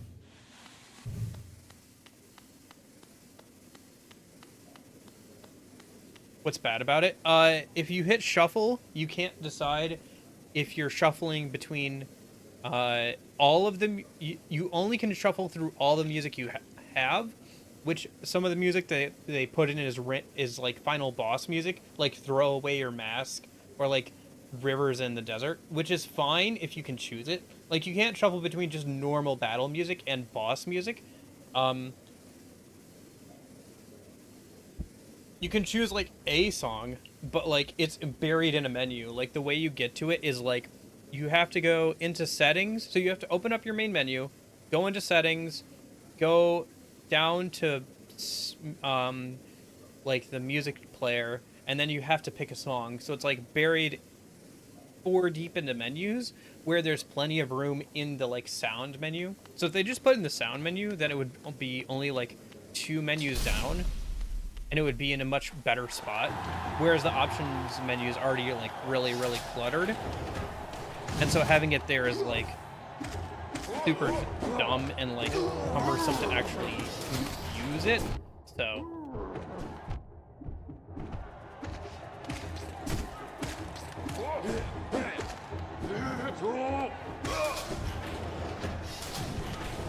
also, with like the way Strikers did it, it's like you can turn on shuffle for like individual songs. So if you wanted it to shuffle through P3, 4, and 5 of this music, you could do that just by turning those on for like battle music. But if you wanted it to do just one song, you do that or whatever.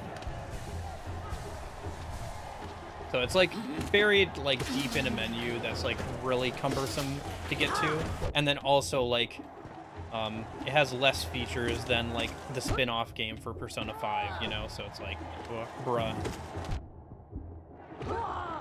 It's not even that hard. Like, you can't like, honestly, you should be able to make like entire playlists, or just say, you know, it's like just turn on and off music. Like, if you just had a way to turn on and off music, and then like whatever you turn on, it just cycles through, that would be like probably the best way to do it. It's like, that was just bad.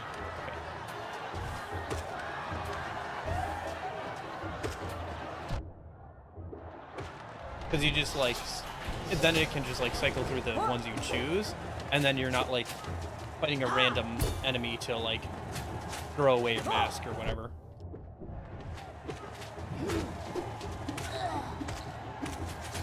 Also, they actually stripped out some functionality from P3 Fez. You know how you can ask Fuka to change the Monad music? Or not the Monad, the Tartarus music while you're walking around, including like remixes from E1 and 2. Yeah, you can't do that. You can finally change the music, I think, with the newest DLC pack for walking around Tartarus and stuff, but you have to like pay money, you know, for that. They stripped out functionality, you know, from Persona 3 Fez, and then like made you pay for it, you know. So that's pretty annoying. That's pretty scummy. I don't know, there's like a lot of stuff like that where it's like, They also like took out some personas, possibly for balance. Like, I'm sure you've noticed, for example, Yoshitsune isn't in the game, which is a little weird. And like, there are also some personas that showed up in P3 Portable or Fez that aren't in Reload. Like, the amount of personas you actually get in Reload is rather small. compared to like some of the other more recent games, and like even compared to Persona 3 Fez, I think it's about the same or less, which is not the direction you'd hope that would go. But I think some of it is due to balancing concerns, because if you think about Yoshitsune and think about all the buffs they gave to physical damage, Yoshitsune would absolutely slap with all that stuff. Like, already the best non-DLC Persona in the game is probably Siegfried. So imagine if, you know, Yoshitsune came in with his signature skill and everything. Slash boost and all the crit upgrades and everything. So I do think that they did a better job of making physical more viable. I think they just needed to give us stronger enemies to use the new kit on, you know? Like, they didn't give us stronger enemies to go along with our stronger abilities, which is... I like the fact that they're now strengthening skills for, like, the different types of physical damage, and I think P3R was the right one to experiment with that with, because P3R has, like, 3 different types of physical damage. I think if you're gonna do that, you need to have, like, multiple types of physical damage. Otherwise, you just have, like, one element that pretty much everybody uses. Like, imagine, yeah, if you could just slap on a skill that, like, improves, like, 50% of all the game's skills if there's only, like, one type of physical damage. But I don't know. Oh. I just want them to give us better things to use our tools on, you know? Anyway. I have a lot of thoughts, and there's a lot of good and there's a lot of positives and negatives, I think, about P3R.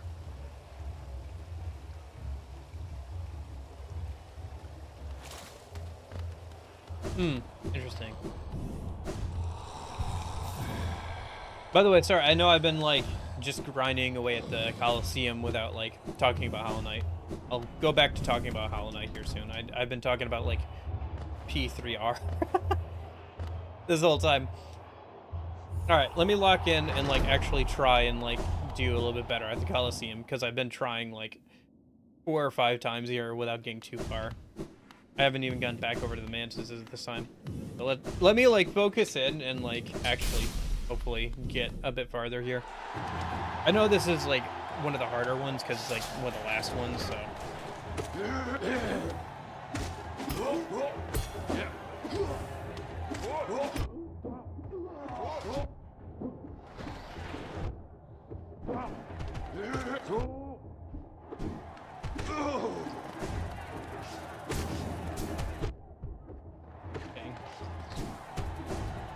No, you're good, Duncan. I just went on a whole tirade. You asked me, like, one question about P3R, and I gave you, like, the quick version of, like, all of my thoughts. Well, not all my thoughts, but, like, half my thoughts. Like, all my thoughts about the gameplay.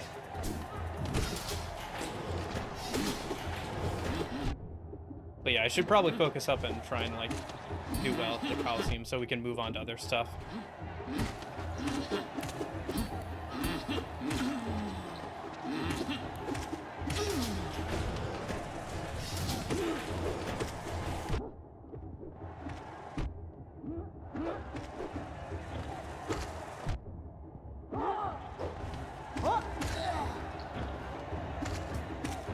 I don't know. I have a lot of thoughts about P3R for obvious reasons, so... To be fair, it's not just P3R that you could, like... If you ask me about the right topics, I'll just go for, like, 20, 30 minutes without stopping. That, Pokemon, Halo... Right now, Command & Conquer, I could probably go for a while on, because I've been thinking about that. Been playing one of the games recently.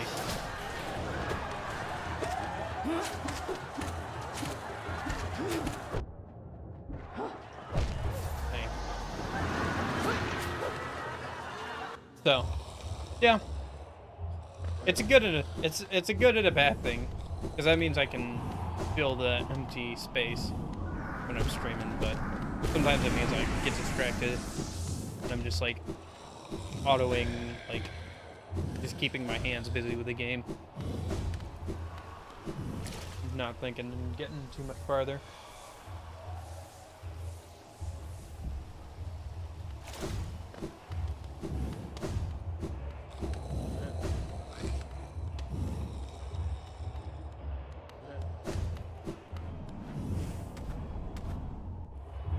Well, what have you been up to, Duncan? Have you been playing anything besides P3R recently? That Ghost Runner game? Have you been playing that recently?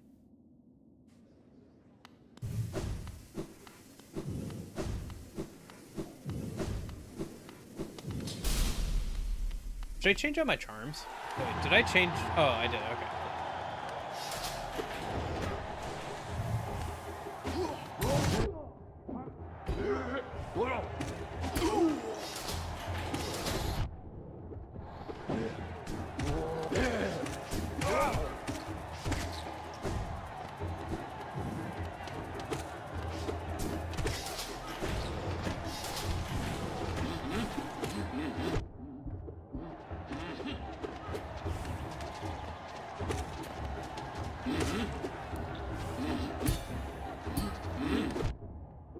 It's funny how aspids are like so much more annoying than these night guys. Just that projectile is like super annoying. Especially when they start adding in platforming and like other enemies to distract you at the same time.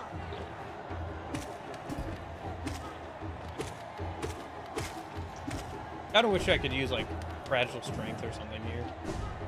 Oh well.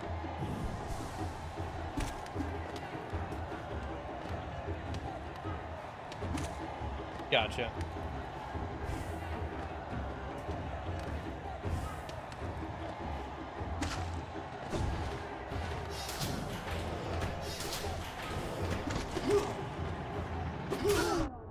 Did you enjoy RE2 Remake then?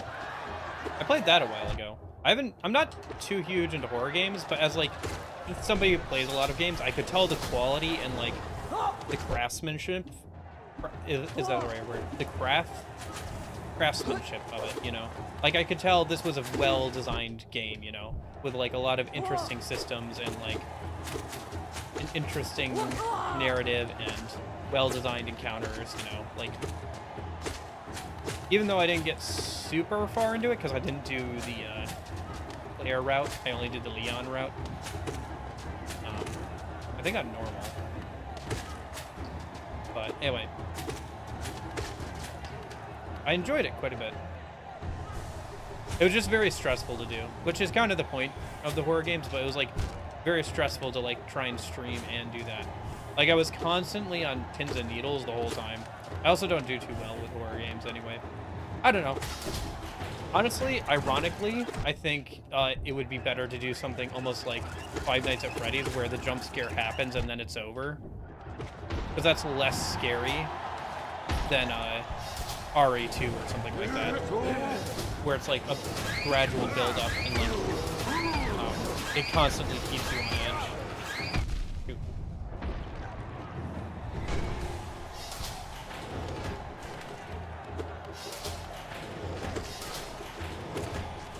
Again, it just shows like how good RE2 is, I think, but yeah.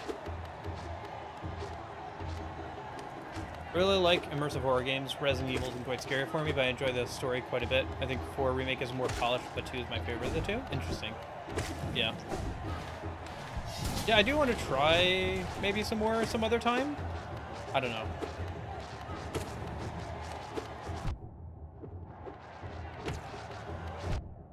I tried 4 on the Wii one time, but I couldn't get over the controls with like aiming and pointing. And like having to stand still to aim was just like something I couldn't get over. I understand it's supposed to add tension and stuff, but just doesn't feel comfortable to control for me. I'd have to like really force myself to like play a lot of it, I think, to like get comfortable with the controls and like play something like RE4 if it still has that control scheme, or at least the original RE4, you know. I don't know. I wouldn't be opposed to trying some more of that kind of stuff. It's just not a genre I usually play.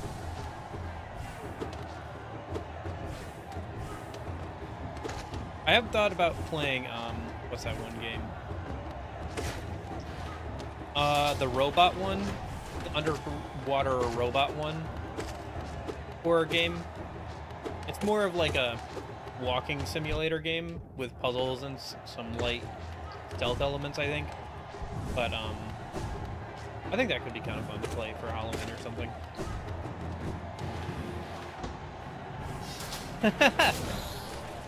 Yeah, but she's so hot, though.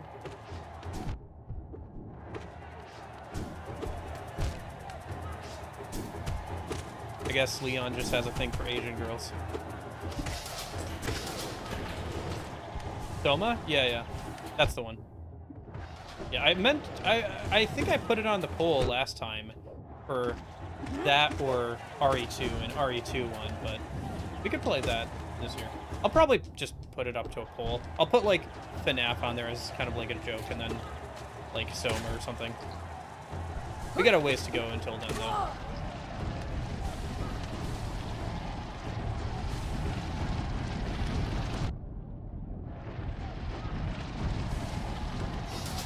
I mean, probably SMT5 Vengeance is just gonna keep me busy for, like, the next, like, rest of the summer, pretty much. Because that's gonna be, not only is it gonna be a full SMT game, it's gonna be an SMT game and a half. Just due to the fact of the new, like, story content and stuff, I think. Okay. We're starting to get there. I think after this is the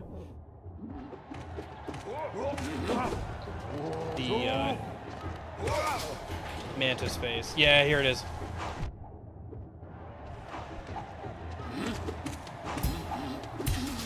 I haven't fought Mantis in a minute. Okay, got that one down.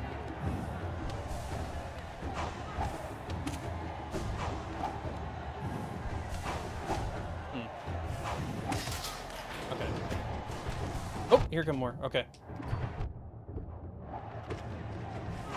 It's interesting to see, like, upgraded mantises after fighting them so long ago. Actually, I'm not sure if these are different or upgraded or not. They're probably upgraded at least in health. I think their attack patterns are about the same.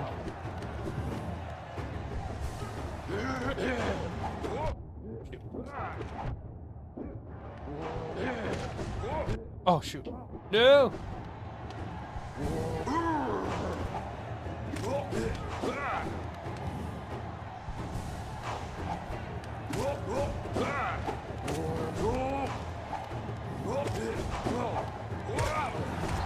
Nice, I got you in one.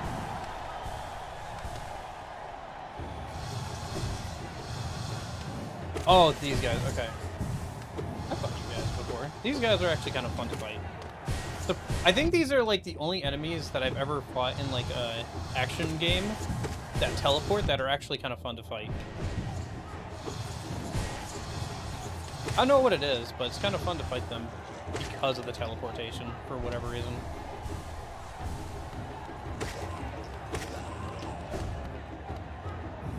Okay. Take a breather a sec. Oh. Oh, there it is. Oh! That's what's up. Spell Soul.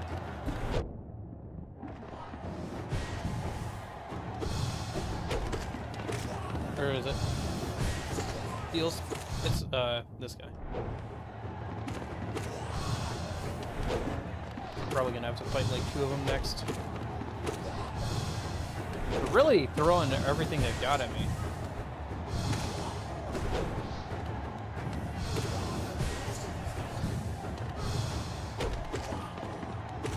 I know Amnesia is like really big.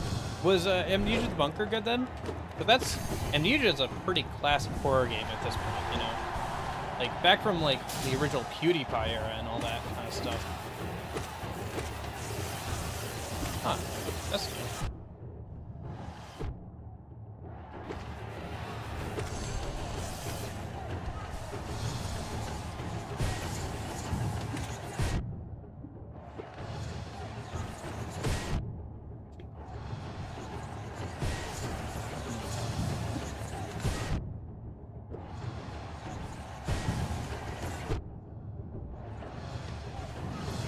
Not a fan of that rotating shield. Oh gosh. You can fire 2 in a row? Okay.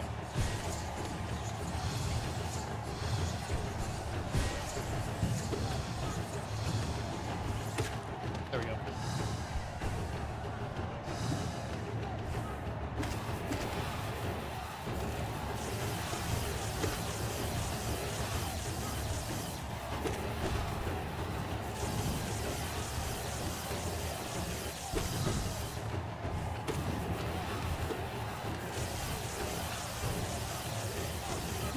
There we go.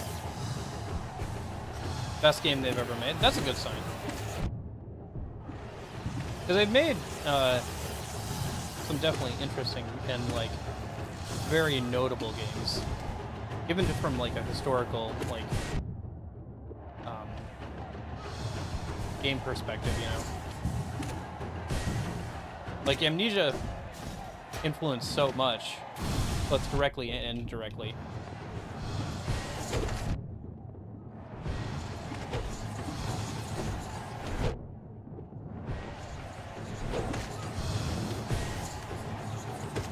Sorry, I gotta collect up here.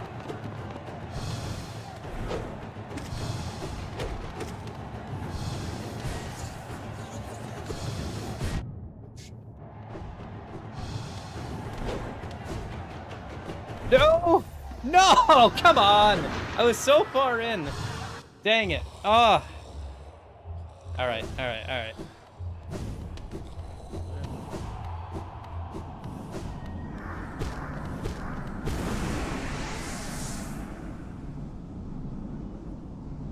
Man, these Coliseum things are long!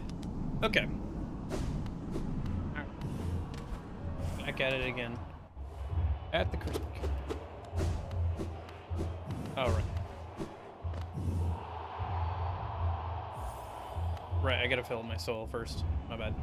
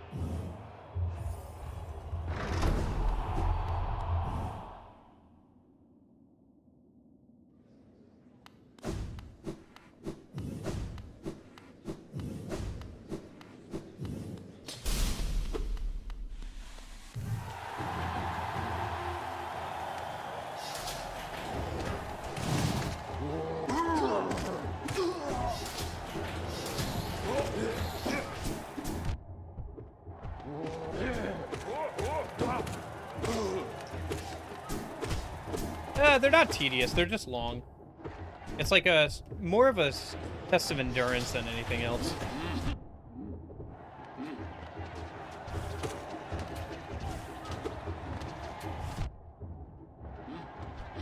The earlier rounds are a bit tedious, because you have to redo them, so that can get a bit annoying, but...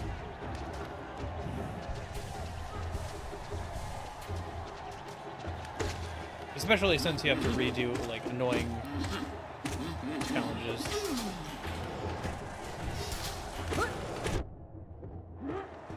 So if there's an annoying fight towards the beginning, you know, then you have to redo that fight over and over again. And sometimes die to it, so...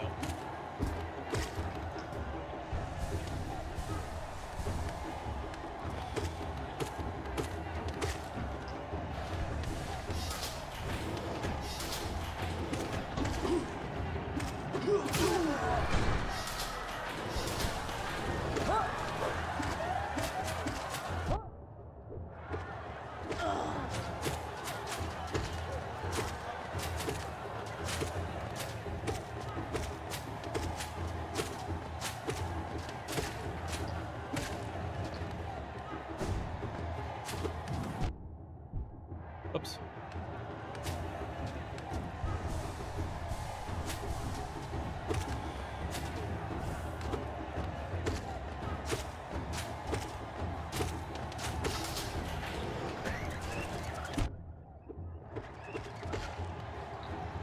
Oh, that's cool.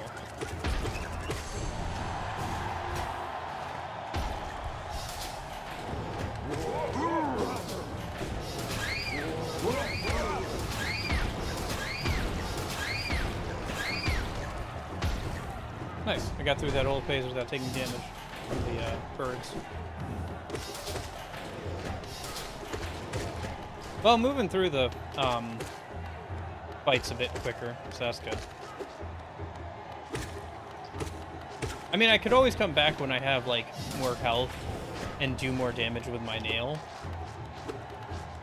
Or I can get a magic build going, but, I feel like I'm pretty close already. Might as well just keep doing it, and then we can wrap up stream after this, or maybe explore a little bit and then wrap up stream. Either way. Because there's still plenty of places I haven't been, so. Yeah, the new Elizabeth interactions are good, and I'm glad that they got the original English VA back for that. The English VA stuff was a little funky. Like, it was really weird to have Akihiko's VA be right there and not be playing Akihiko. It just didn't make too much sense to me. Like, honestly, like, I felt like the Akihiko and, like, police officer's voice actor should be swapped, because I still felt like Akihiko's voice actor could have done a pretty good job of redoing his role. Also, the Aegis, like, new VA didn't put as much thought, or, like, didn't have as much, like, there wasn't an arc in the voice acting for her, for, like, Aegis becoming more human. Like, it wasn't as noticeable, at least. Where Aegis, you know, slowly becomes more human and talks more like human. It wasn't as noticeable in her intonation and stuff. Like, she was doing more of a Siri voice than, like, a robot voice, is how I described it. It wasn't bad, it was just, there wasn't as much attention paid to it as, like, the original, which is kind of disappointing. Because the English VA for Aegis in the original is pretty good. I don't know.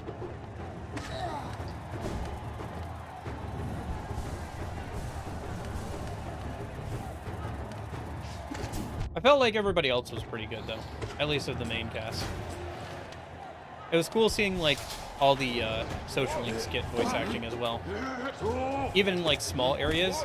Like, if you talk to them during the Kyoto trip, a lot of them also have, like, extra voice lines and stuff you can get out of them, which is fun. Attention to detail. Oh, shoot. I thought I had a sec before the Mantis guy would come out.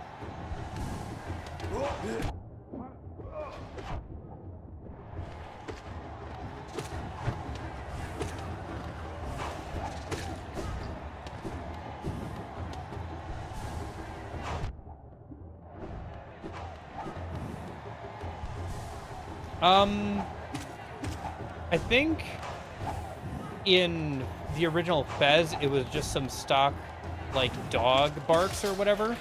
But, like, when it came to, like, Portable, because he has a whole quote-unquote social link there, they had to give him, like, a VA, like, an actual, like, person to do different types of, like, dog whines and stuff for, like, different emotions. Since he didn't have any actual, like, voice lines, they just had to do, like, emotions. And they couldn't really get that out of, like, stock sound effects of, like, dogs barking, I guess. So they had to, like, well, maybe it was, like, a person saying wolf. I can't remember if it was, like, a person saying wolf now, actually.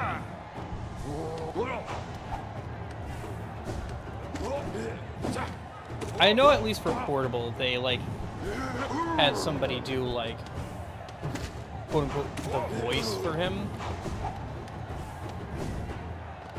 I just can't remember if for Fez it was like that or not. I don't know. Trying to do stuff with Koromaru has always been kind of funky. Whether it was his proper social link in Portable or his stuff in Royal.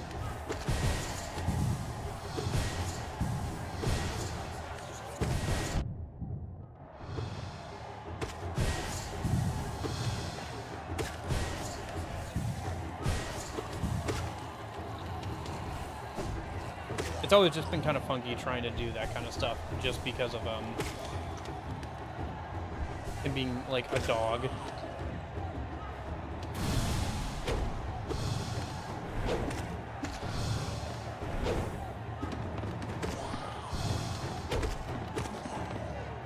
I feel like, I don't know.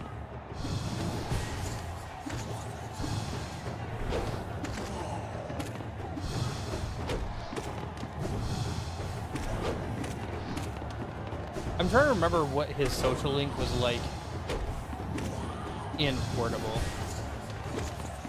I feel like if you're gonna do a social link for Koromaru, what it should be is like you walking him with like other party members and it being basically a pseudo second like party member, like entire party social link where you all take turns like walking the dog and everything, and you get to know each other a little bit better.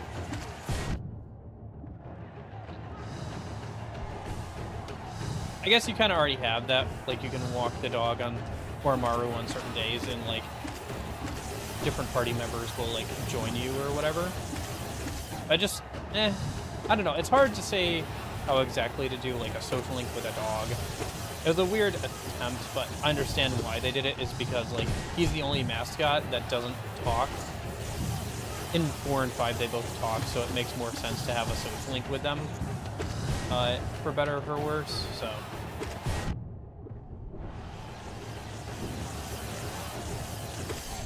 Yeah. Oh, shoot. Right, I should have remembered. Okay.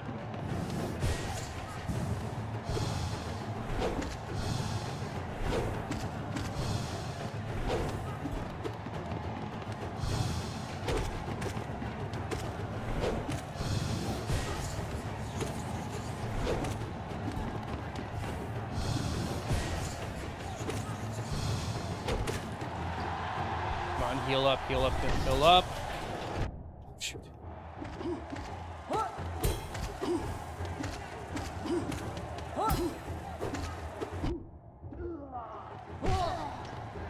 Heal up. That's nasty.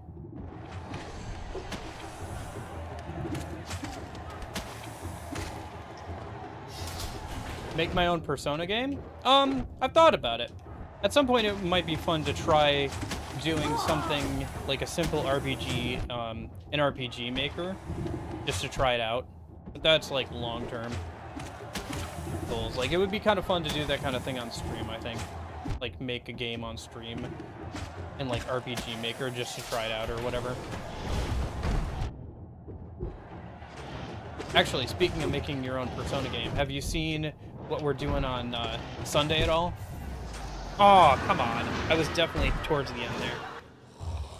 Junpei and Koromaru are voiced by the same actor. Interesting. Hey, Christian. Koro's link path was an interesting story path to follow, and unlocking Byakko, the sacred piece, was worth the effort. It's a Sonic fan game made in the Doom engine that has been changed to be a fan game of Persona 3 Reload, but with, of Persona 3 FES, but with Sonic characters. And you can easily swap in and out characters, so you can, like, create characters from, like, scratch and put them into the game. It's just Tartarus right now, but it also has, like, multiplayer capability for both co-op and PvP. The only thing is it's based off IP, so like server hosting and all that kind of stuff, so it is wild.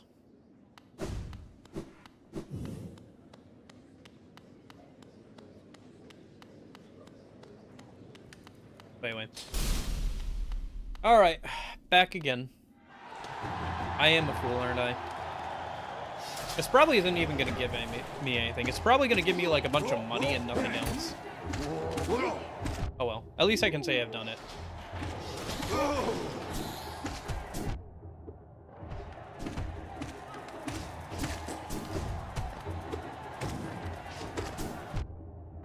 cross it off the list.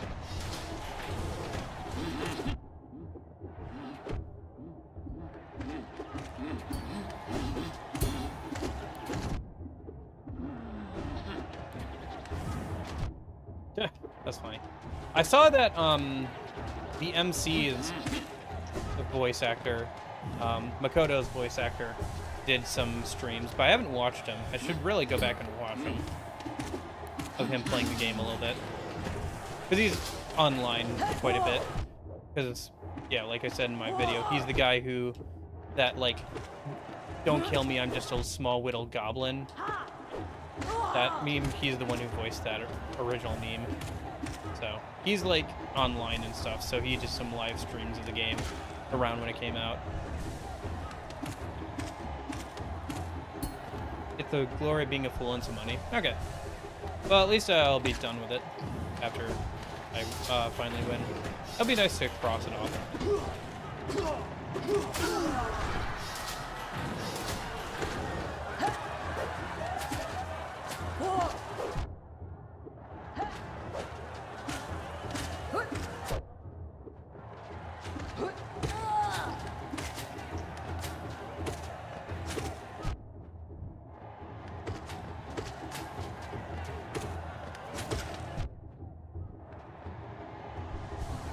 You should use your spells more? You're probably right. I don't know, I just prefer to save soul for healing. I just like the nailed gameplay, personally. Oh shoot, these guys. Also, my only offensive spells besides my usual, like, charge up spell is the downward one, and considering how many spikes there are in this challenge, it's not really a viable one to use most of the time. And the wind-up port is pretty big. I feel like the upward spell is going to be situationally useful, but I don't know.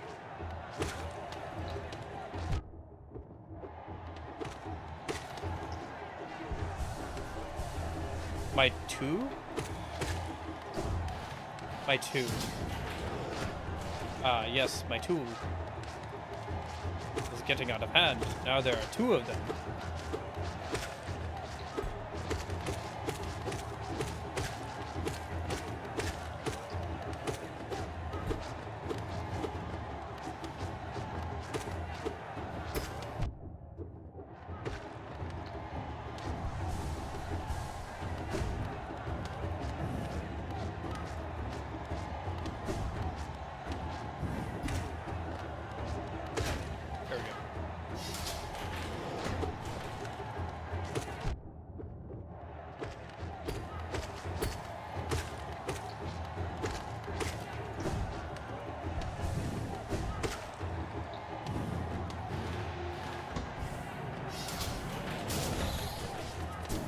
But yeah, I know magic builds are pretty good in this game. I don't know.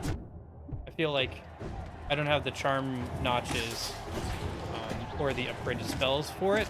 And also, I just prefer the nail gameplay. I don't know. Something about it, I just enjoy it a bit more.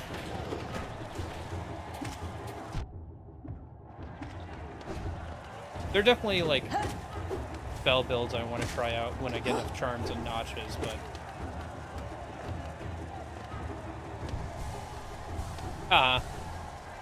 it's stuck. Okay, sounds good.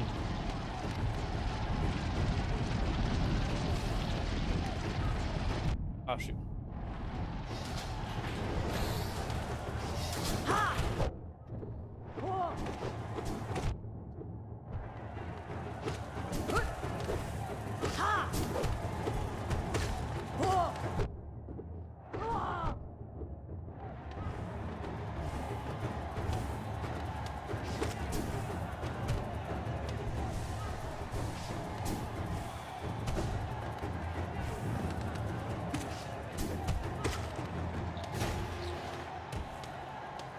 I did. I have all the fragile charms. I bought them like a while ago. I think after the first week or so. So after the second stream, I farmed a bunch of Geo off stream and I bought all the fragile charms.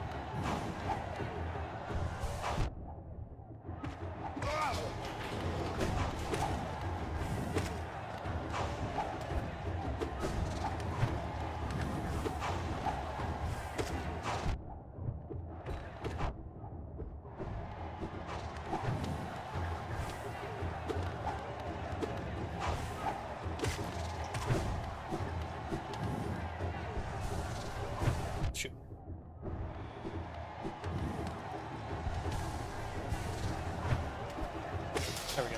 Okay.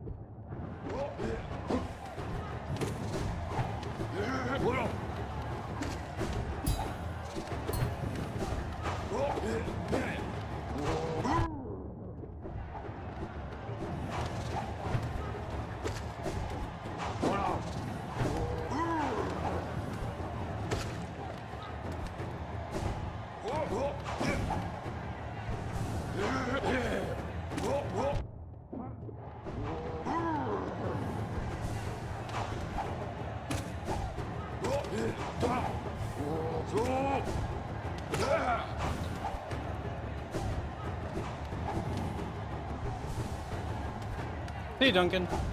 Sorry, I probably already gone already. Oh well.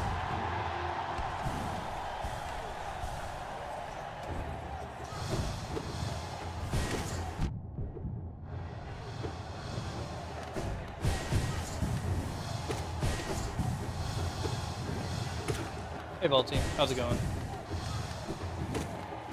Oh, shoot.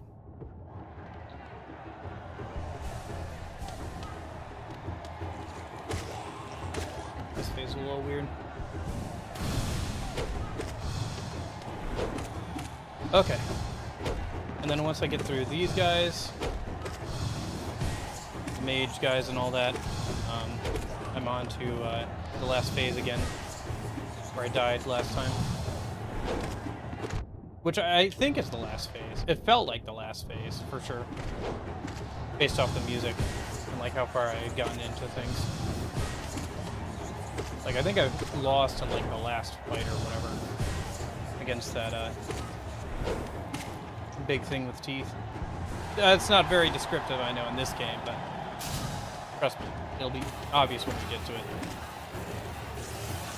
These electric guys are kind of fun, actually. Strangely enough, I don't mind fighting the magic guys in this game. They're pretty well balanced. They don't take too many hits, even without a fully upgraded nail to kill, so... And their abilities are kind of interesting. This guy is, Oh! I can't believe I didn't hit the spikes there. Okay. Oh. But yeah, this guy's shield can be kind of annoying. My range extender helps with that, but yeah.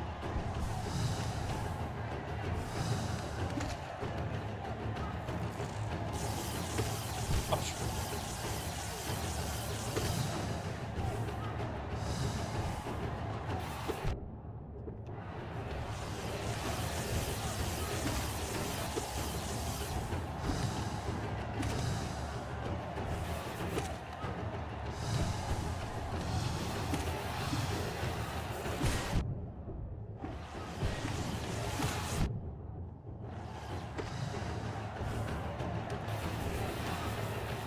But what if I just used my nail and I was really good at the game? Oh, no! That's not good. Oh, I'm on 1 health. I'm gonna die. Yep, okay, there it is.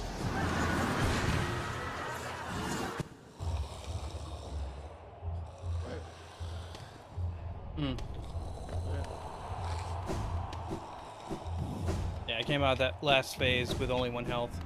And then, like, that next phase, you don't get too many chances to heal until you take one of them out, so... Oh well. Consistently getting pretty close to the end, at least.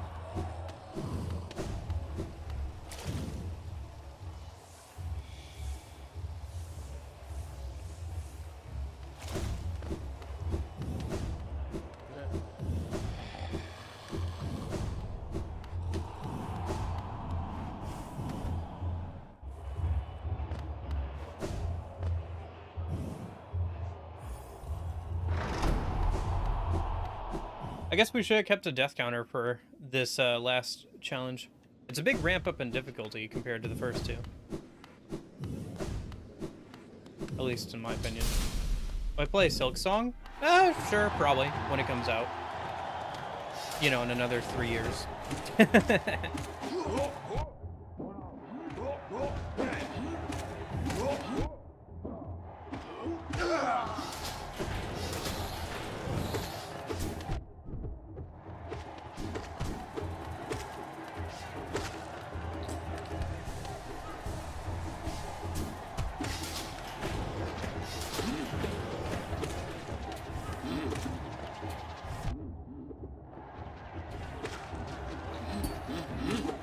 Yes, the good old projectile enemies from up at the top right of this, where you can't get to them, but they can get to you.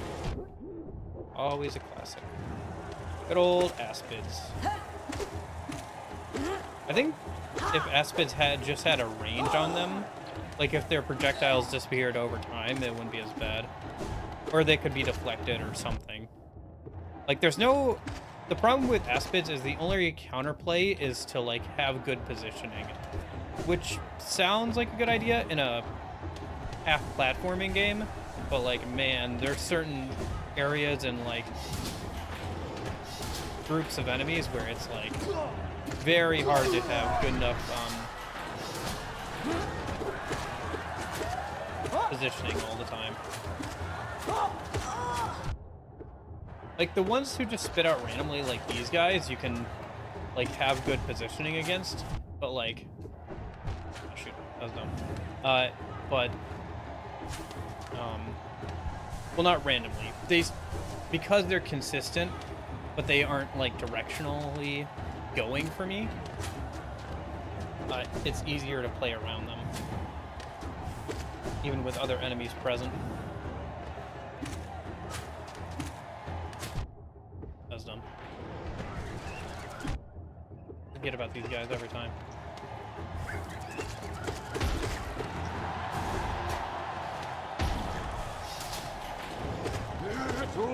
Oh, I think I got him as right up as soon as he was coming out of the gate. Oh, I forgot about this section. Okay. Wasn't too bad.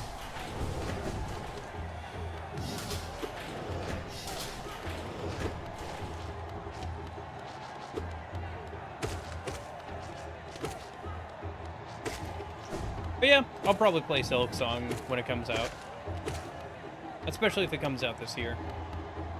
Because then I'll be, you know, riding high off beating first game this year, so.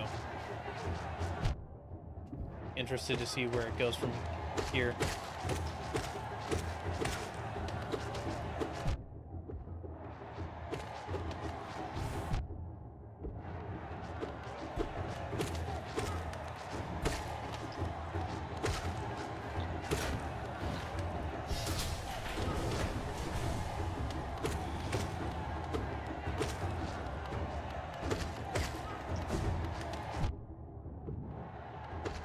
It'll also be interesting to see how Hornet's kit is different than Hollow Knight's kit. I mean, just based off the way she plays, it seems like she'll have a ranged attack, but it'll be more like she'll throw and then like pull it back in instead of the like Soul using. I wonder if they'll work Soul or how they'll work Soul and stuff into that version of the game or that game, because I think canonically, like she says, like that she doesn't use Soul, doesn't she? And like none of her attacks in her boss fight use Soul, or like don't look like Soul using attacks. But like Soul seems to be something that like those who like over imbibe on it to use it as like power are like usually corrupted by it. Like, we're different because we're the result of, like, tons of experimentation and, like, we have no emotions, technically. But, it seems like too much Soul is not good for people, usually. Like, it kind of like too much magic in, like, certain genre, or certain, types of like fantasy where it like just melts you. Or kind of like Undertale, where if you have too much determination, it like melts the monsters just because their bodies can't handle it. Because they're made of magic and not like flesh. Yeah. I wonder if they'll do like an armor system. Like instead of having like health, you have silk armor, and you can like spin more of it and like get more back. That makes sense, right? Like have an armor system instead of a health system. And then one hit runs or just you don't have any armor.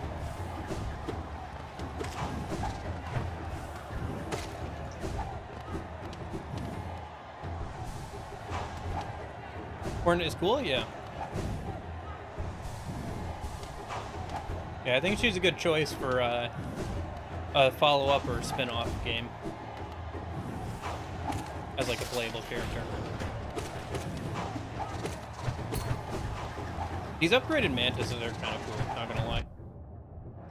They're kind of fun opponents, the mantis lords and stuff. They definitely leave an impression. Like out of all the bosses I face, I think mantis lords are one of the ones that leave one of the most interesting impressions, you know?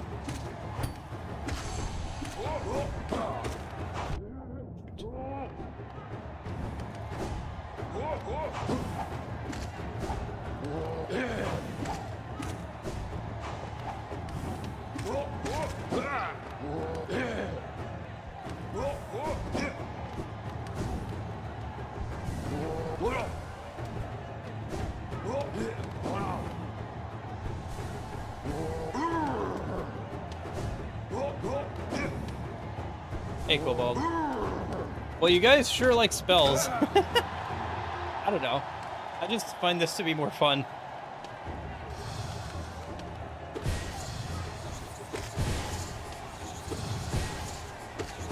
I don't know. I find the nail gameplay to be just so much more fun for me personally. I know that spells are very strong and everything. It's just, I don't know. I kind of like just getting good at platforming and like hitting enemies up close. Call me a musclehead if you want, but I just kind of prefer that. Yeah, I gotta get used to the dash having iframes, but the problem is that not every single time does the dash have iframes.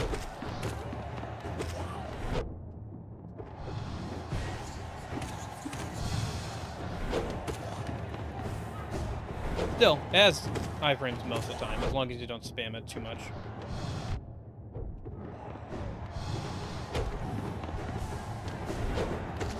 Like right there. Shoot. Got him. Got him.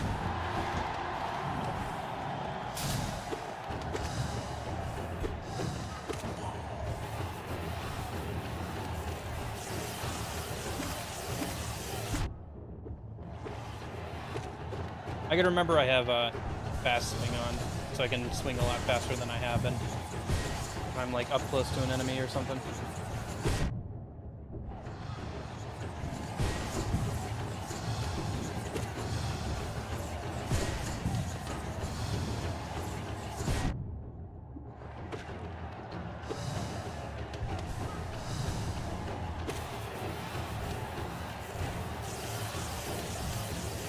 Nail is stronger if you have the skill to utilize it. Well, I've been using nothing pretty much but the nail, so hopefully I'm getting a little bit better with it. Oh, come on. He doesn't die to the stakes? Pushed him into the stakes hoping it would kill him like it does a lot of other enemies, but for some reason it didn't. That's a little BS. I guess because they hover. That kind of makes sense, I guess, but like, I feel like if you are able to push them into spikes, they should die. Oh, shoot. This is not good. I need to heal up while he's on his cooldown. Because the next phase is, like, no chance to, like, heal for a minute until you kill one of the enemies, if I remember correctly. Because I went into the next phase last time with, like, 1 health and I died instantly.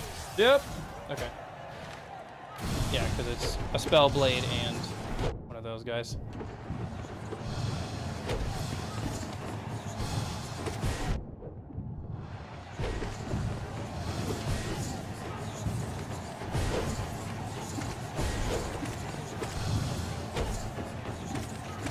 Oh, shoot. I got one of them. Can I heal on the spell blade? Probably. I have quick heal, so. Oh, that wasn't bad. At least I hit him with it.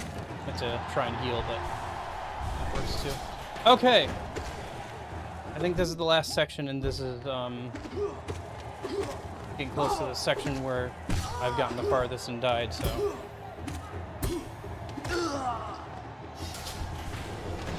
These spitters are annoying.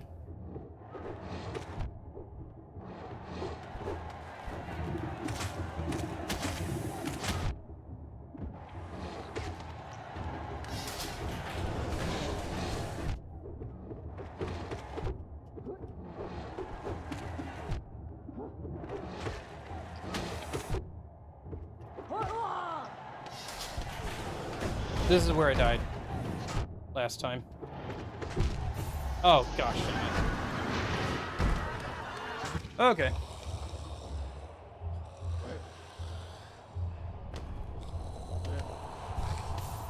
Dang, Sega Company turned 64 days. A few days ago? That is pretty old. That's pretty old. I wonder which game company will get to 100 first.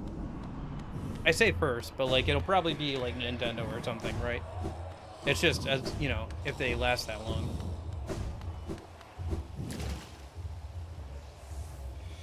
Yeah, because Sonic had his 50th anniversary a while ago.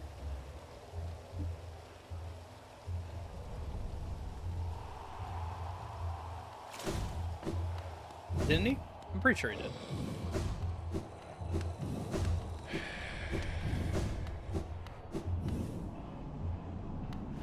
Yeah, well, I'm running, what was it?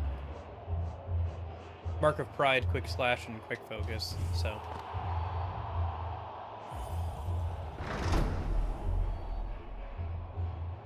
Do I have Pale Ore? I have one. I need another to upgrade my nail again. It's at level 3 right now.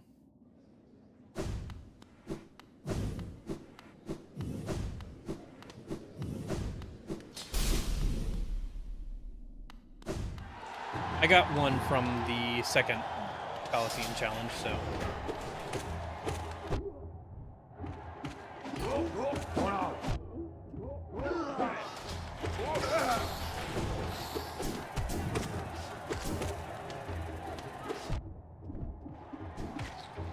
Yeah, I need to get used to the fact that I can swing more quickly with Quick Slash.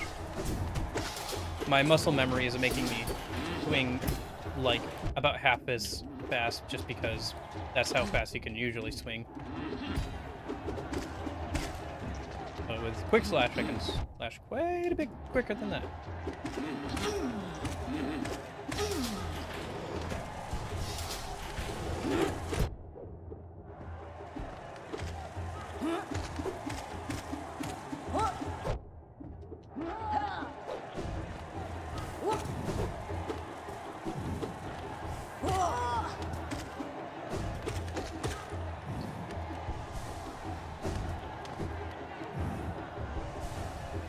Oh, it does quite a bit. Quick Charm, the Quick Focus is very good, especially for boss fights, because it gives you a lot more opportunities to heal where you couldn't. And like in the Coliseum, it lets me heal between rounds a lot more consistently. I can't think of too many other charms unless I'm doing a spell build that I have that I would want to have on more than, or like even at all besides Quick Focus. I don't have all the charms yet, so still plenty of good ones I'm sure that I don't have. And I haven't been able to upgrade the fragile charms yet, so.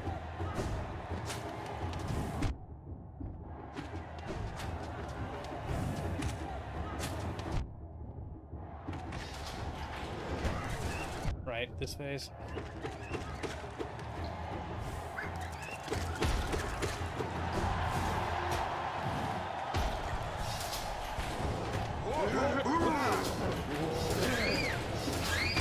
right.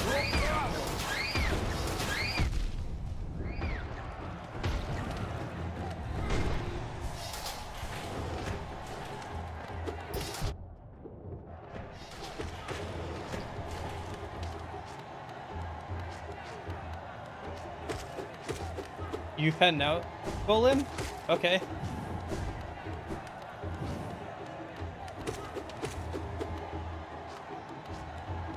Yeah, well, I can't upgrade anything yet. I haven't gotten that far into the game.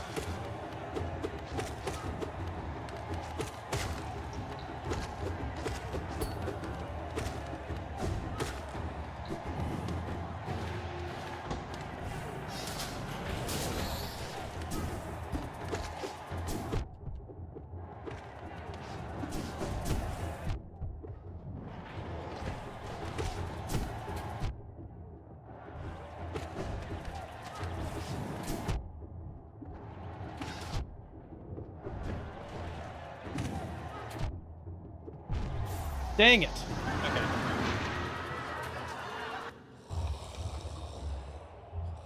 Yeah, I haven't found them yet.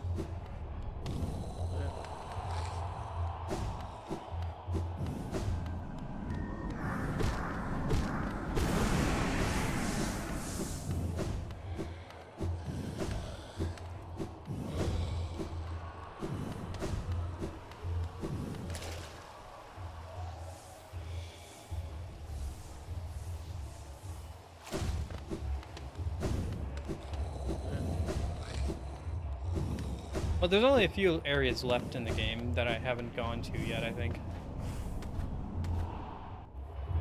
I think there's only, like, one major area I haven't gone to.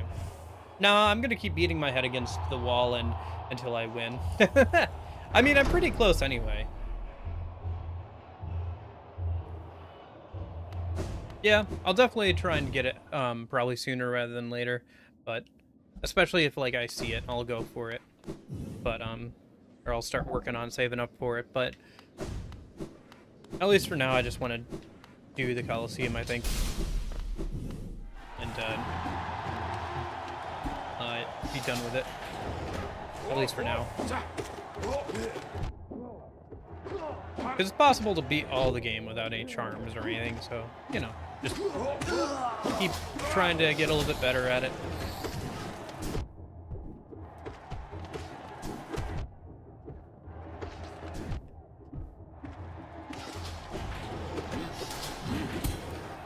There does become a point where it becomes counterproductive to ram your head against a wall. Usually when you start bleeding. But, yeah.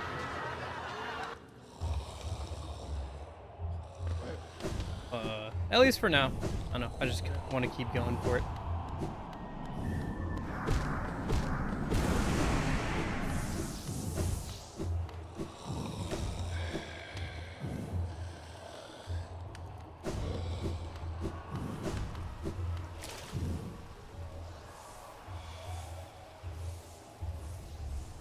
Okay, fair enough. I mean, yeah, I haven't done all the masks yet, and this is my map completion so far. I've been every single area that you see here I've been to and cleared out for the most part, but obviously I haven't done the masks, those two masks. I did the one in Deep Nest, but I haven't done the other two yet. Maybe I'll start working on the masks tomorrow. Because there's like a whole other area next to Fungal Waste I haven't gone to yet. So, do that in the mask tomorrow. Be good.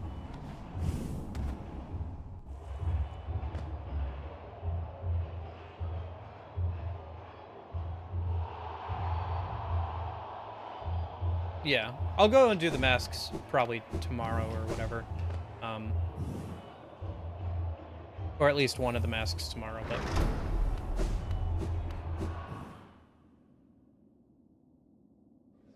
I don't know. Just having fun doing a first playthrough, exploring, trying to beat my head against challenges like the Coliseum for the first time.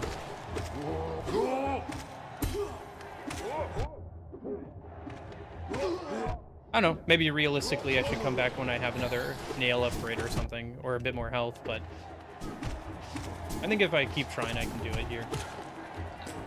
I'm not that far off. Although I do think that, like, when we get to that enclosed area like that, where I died the last couple of times, it would definitely be helpful to use magic there, for sure. Like, either the down smash or the, normal, like, projectile attack.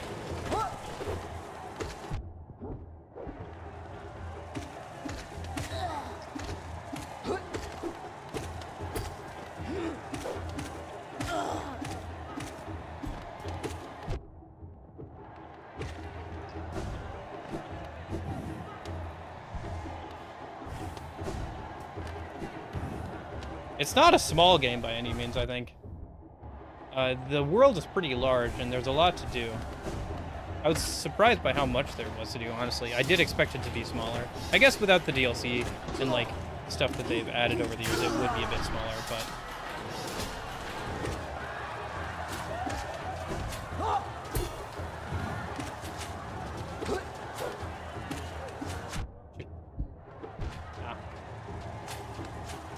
Hit the spikes there, too.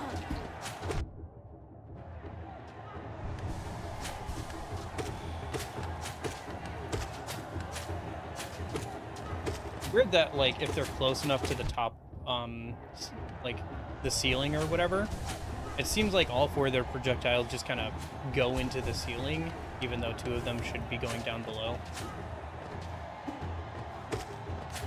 Yeah, like that. Bit of an odd thing. Not sure why that is. Oh gosh, these guys. Alright, come at me.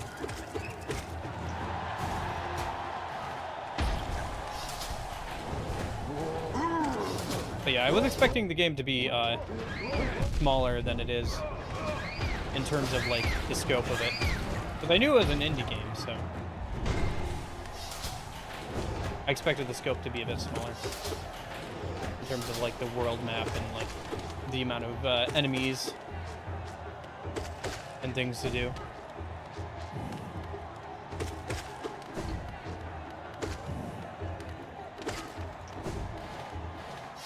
I think time to beat online was about 40 hours for the main game, which I don't know how close I am to that. Probably not that too far off, honestly.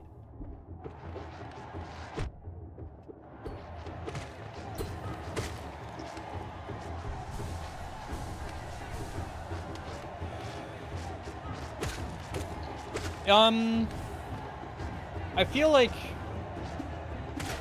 it is pretty big. Like, think about how big it, like, how long it takes to cross the map without using fast travel.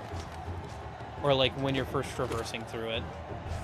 Like, I've played some of the older Metroidvanias before, like, especially the old Metroid games, and this map is larger than any of those, of the 2D era that I've played through. Granted, I still haven't played through Dread yet, but at least the last 2D Metroid games for Dread, Zero Mission and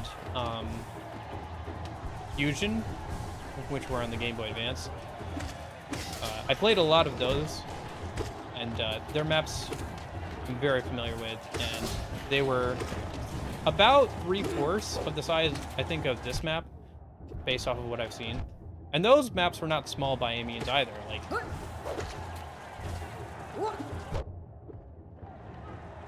So... And also the, like, location variety in this game is pretty good.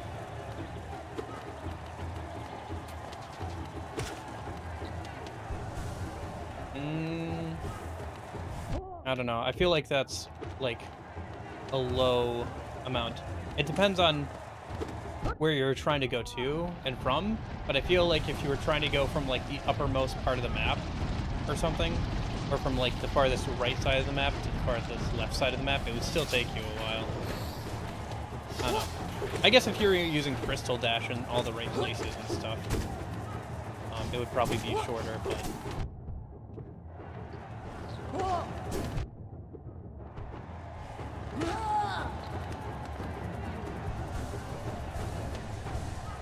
I don't know. Anyway, the game is a lot bigger than I thought it was going to be, and like there are a lot more bosses and like enemy variety than I thought there was going to be.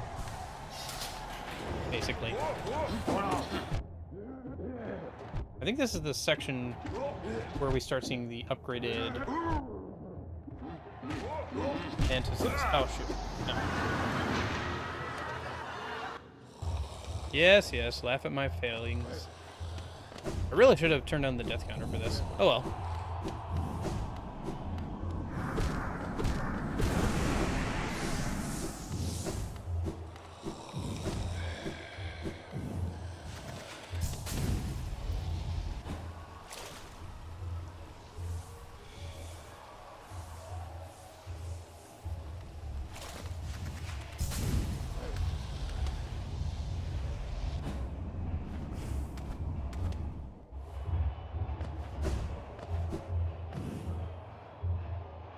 Yeah.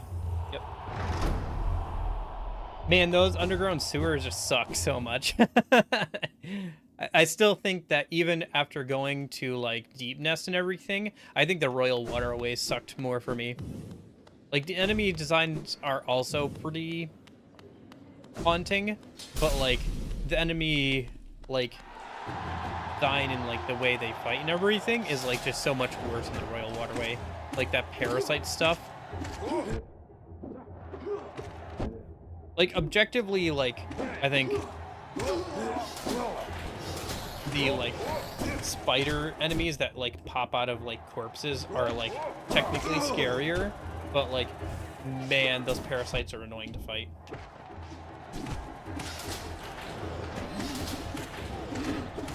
Especially before I nail upgrades. Do I hear a cat? I hear a cat. One second.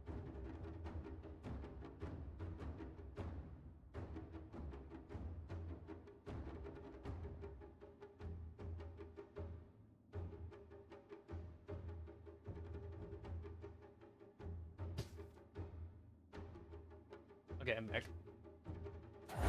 Okay. I didn't die. That's good.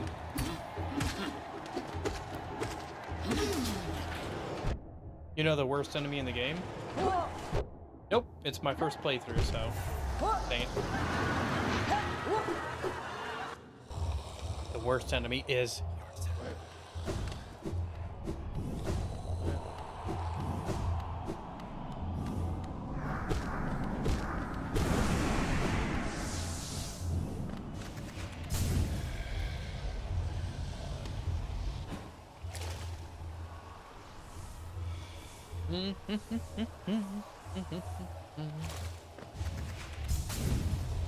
Aspids.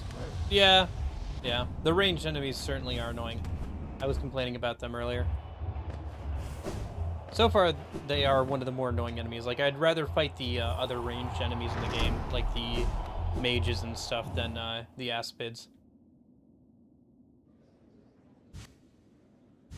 For me, at least, I think the problem is just that there's no counterplay, really, besides positioning. And sometimes it's really hard to get a good positioning between their attacks and other enemies and trying to platform.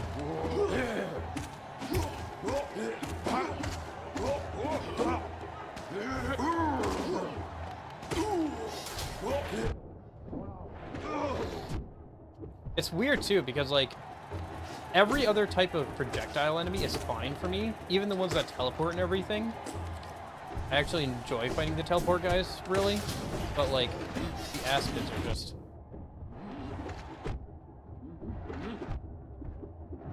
super annoying to fight sometimes.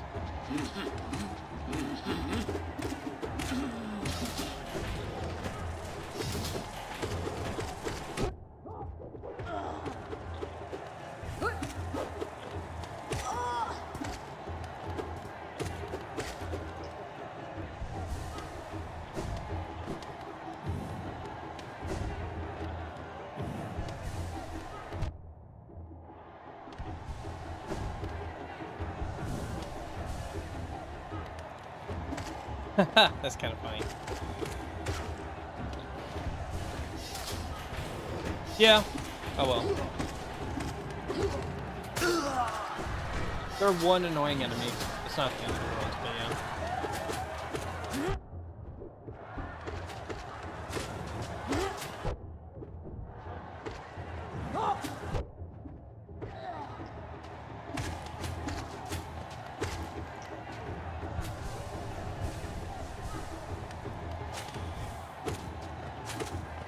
I wonder why the designers decided to leave them like that instead of redesigning them.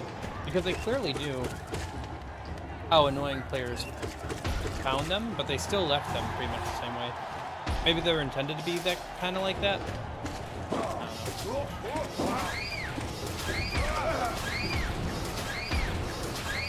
I don't know. Even like these birds that like explode and deal 2 damage are more fun to like fight or like maneuver around than aspids.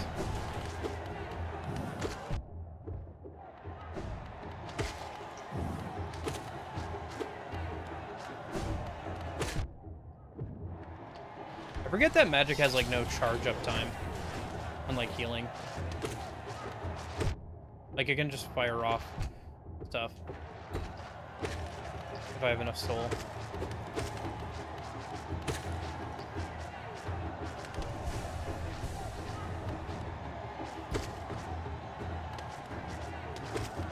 I don't know. I always have a bad habit of like forgetting to use special abilities. Like I'll get really good with my basic weapon or whatever, but then I'll forget to use like special ability and stuff. This is true for like a lot of types of games, like whether it's like an RTS, an FPS, or a game like this. I always forget to like use new abilities and stuff. I'll just like try and like get through as much as I can with just the basic weapon.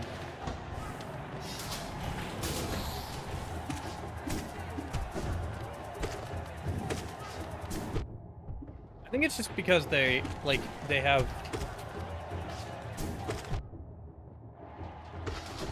like it's hard to like avoid them in midair a lot of the times, I think.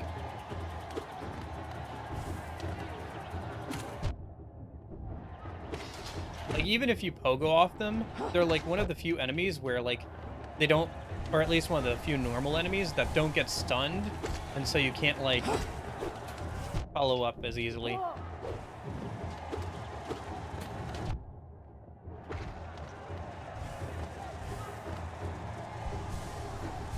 Yeah, consumables in RPGs and stuff I will hoard forever. I've gotten a little bit better at it about it as I've gotten older, but I still have a really bad habit of like holding on to consumables in an RPG or something for like a really long time. Even when realistically, I should probably be using them, because I'm always thinking like, what if I need them later? But usually, by the time I get to later, the consumables aren't as useful as they would have been, or like, I don't need them. So, yeah. But yeah, I have a bad habit of doing that too. It's just like a what if I need it later kind of thing, which stops me from like just spamming them.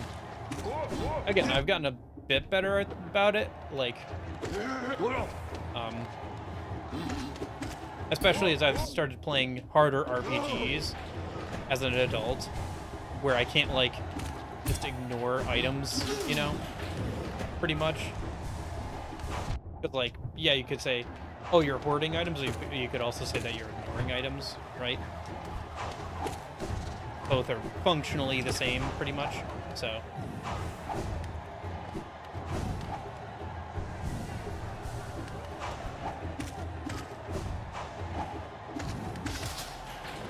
It also depends on the type of game, though. Because, like, for action games and stuff, like the Bayonetta series and the DMC series, they really want you to get good at the games, and so I try to avoid like using items as much as possible in those series, because I want to get better at the game. I don't want to like over rely on items, and then I never use items, which does get you a better rank in like at least DMC. So it's like one of the criteria for how good you did at the stage or whatever, but I don't know. There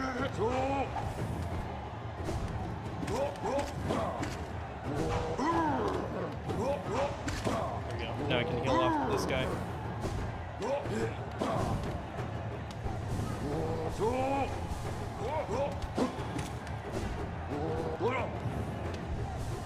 Skyrim? Yeah. I know that, like, there's a lot of broken stuff you can do in Skyrim. I do want to go and play that. I don't know. There's just too many good games. Alright. Next round. Come on. Magic boy time.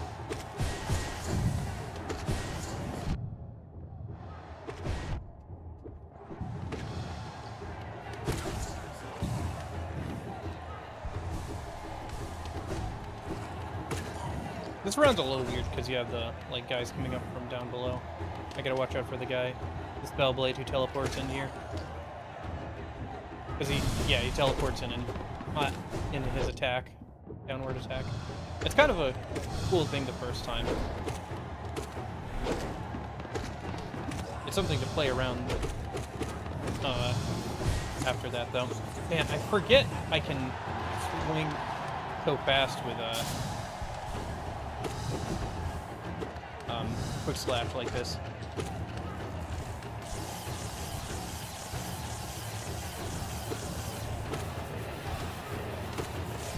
Oh, shoot.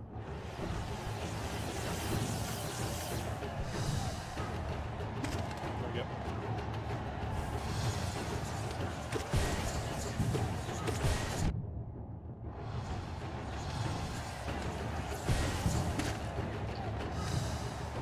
I also have a bad habit of like bashing my head against a wall like here, where objectively it would probably be better and like less taxing on me to like go and find some upgrades either for my nail or to like charms or whatever and like come back to this challenge, but like I don't know, I get stubborn and I want to like complete the challenge, which isn't always a bad thing for stream, but like man, sometimes I'm just like banging my head against a wall for like half an hour on stream and it's like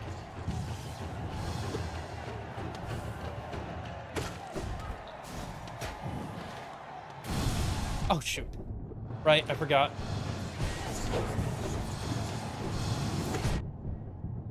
But the phase after them doesn't really give you a chance to heal. I overestimated the range of the dash there. It's a lot of projectiles. Okay.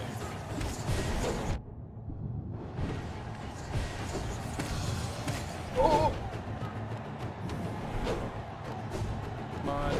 Do a jump attack or something. Nope. Not then. Shoot! Dang it. Ah! Okay. Anyway. But yeah, sometimes I can get a little, stubborn and constantly bang my head against a wall.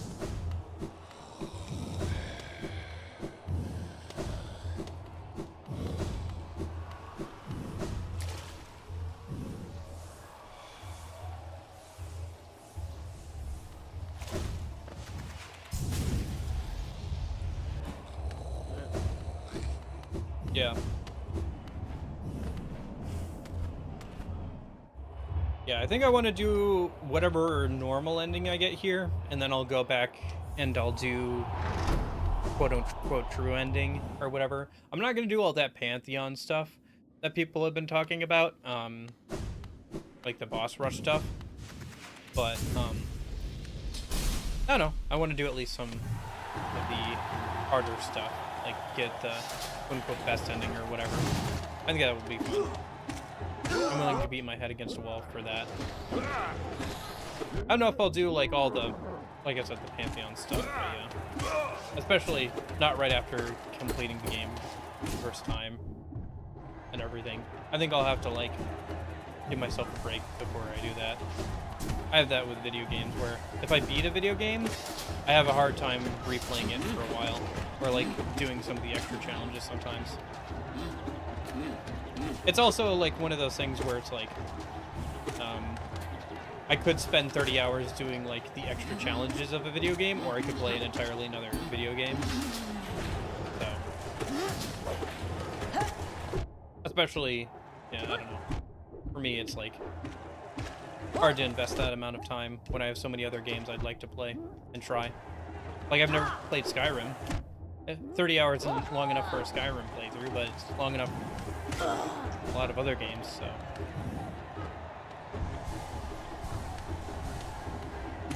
Gotcha.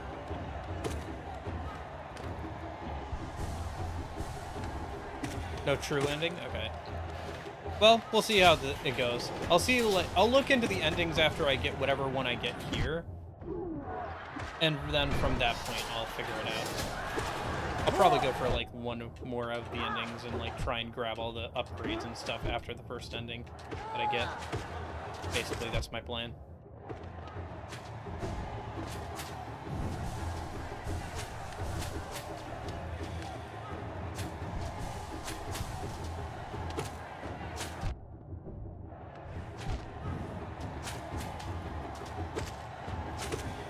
I think it was either Dizo or somebody else said they did everything besides P5, so. Shoot.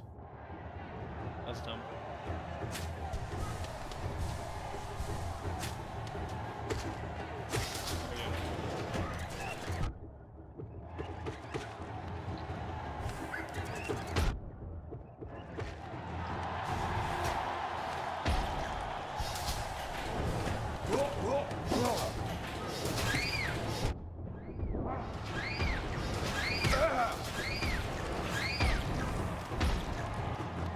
It might have been Bolim.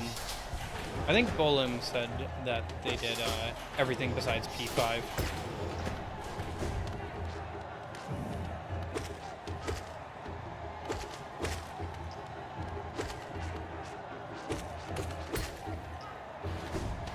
But I think they're like, they have no life to the game, or like play it like a lot, because I think they were also talking about doing like Iron Man runs and no-hit runs and stuff. So.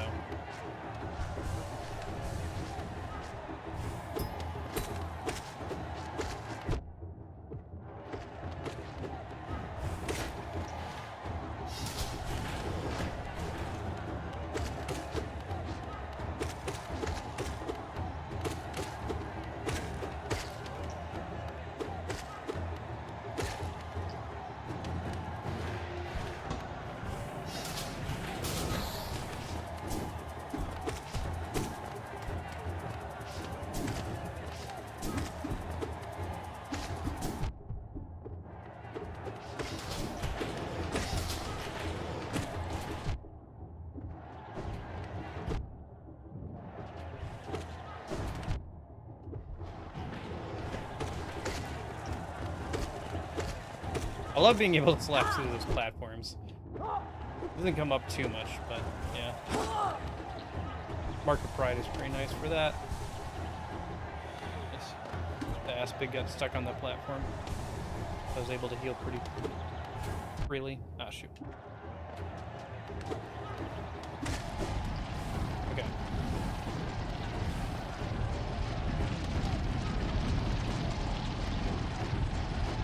I thought they were pretty cool. They've left one of the biggest impressions on me as a boss so far. I think them and Hornet have left the most impression on me in terms of like boss fights so far.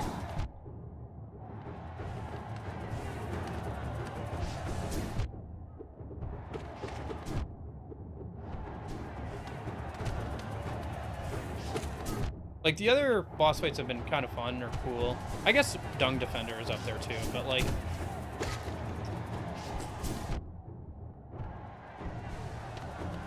Mantis Lords and Hornet are the most, like... the ones that I remember the most. Although the Mantis Lords were, like, one I did pretty early on. At the urging of chat, they wanted me to do that one. Pretty early on, like as soon as I got to like that area, so.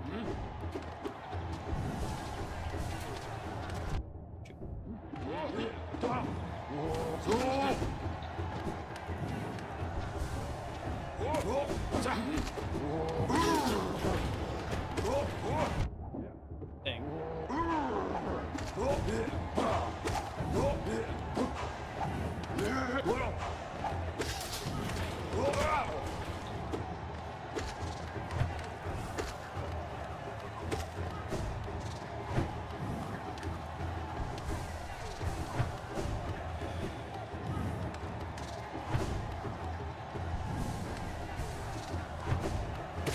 Okay.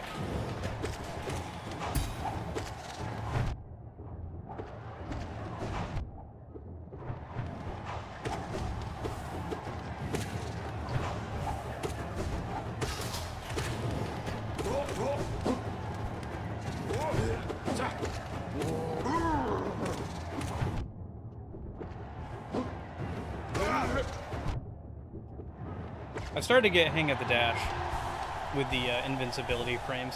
I think we're onto the magic guys right now. Yep.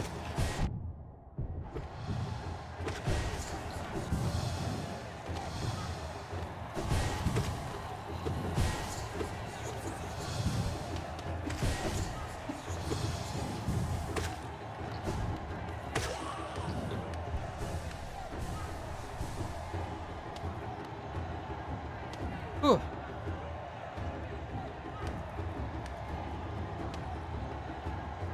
All Night is a really cool boss fight. The soundtrack gives it so much charm, but really exciting to it. Yeah, the soundtrack of this game is really good. I'll have to listen through it. I don't know. I'm kind of holding off on listening through it.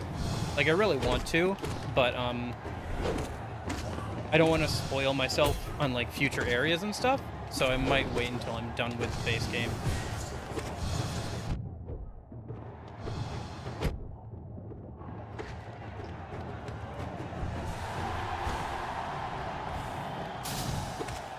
What?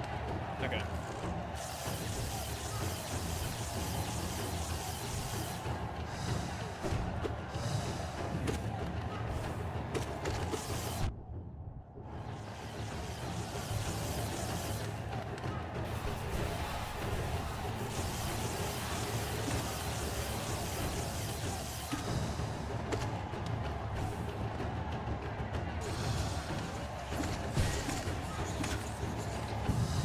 One sec. I see you guys are saying something, but I'm doing my best here, so let me die or get to a spot where I can look again, and I'll take a look and respond. This section is pretty hairy, and I'm starting to get close to the end again.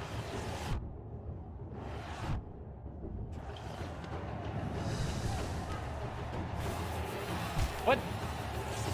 Okay. No! Alright. Oh.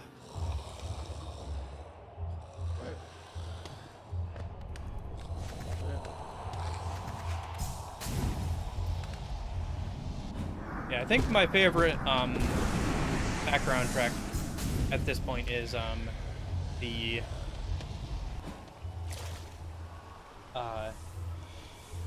City of Tears one. I really enjoy the piano in that one. I don't know, I'm a sucker for the piano, I guess.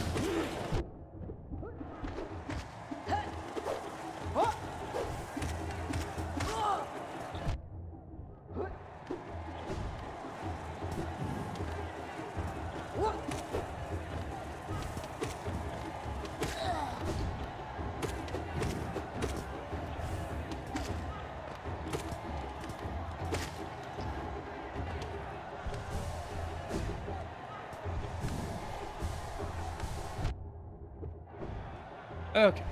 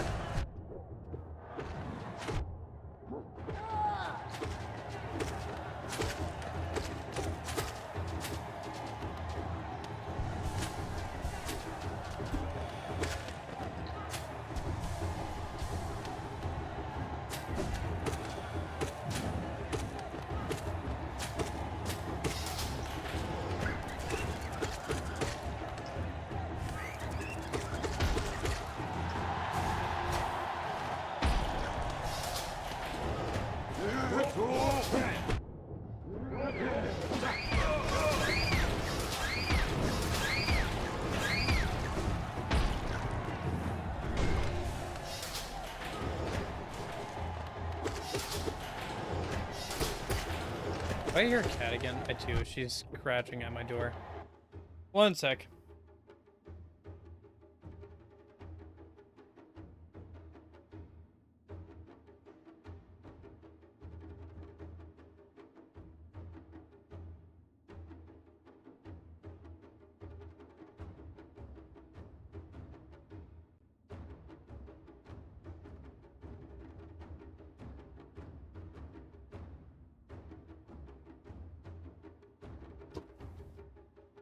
I'm just hearing a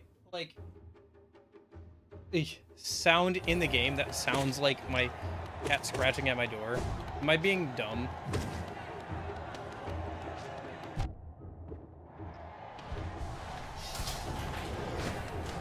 Yeah, I'm not sure if links will go through in YouTube chat. Maybe if you just like post the name of the video or something. It'd be fairly easy to find that way.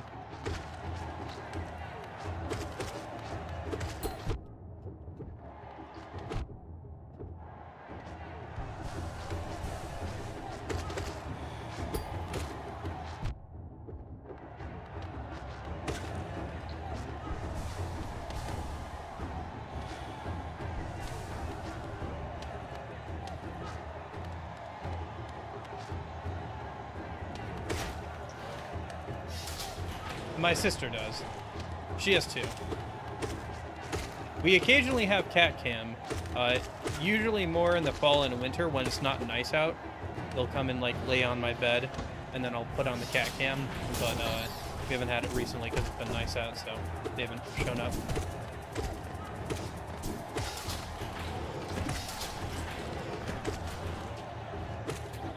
Just kind of a look of the draw on that one. Cats are not known for being, predictable.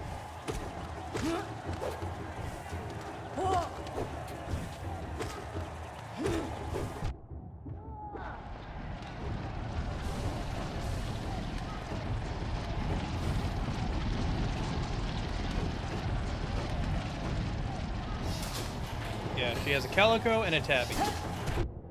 A flabby tabby. A very fat tabby.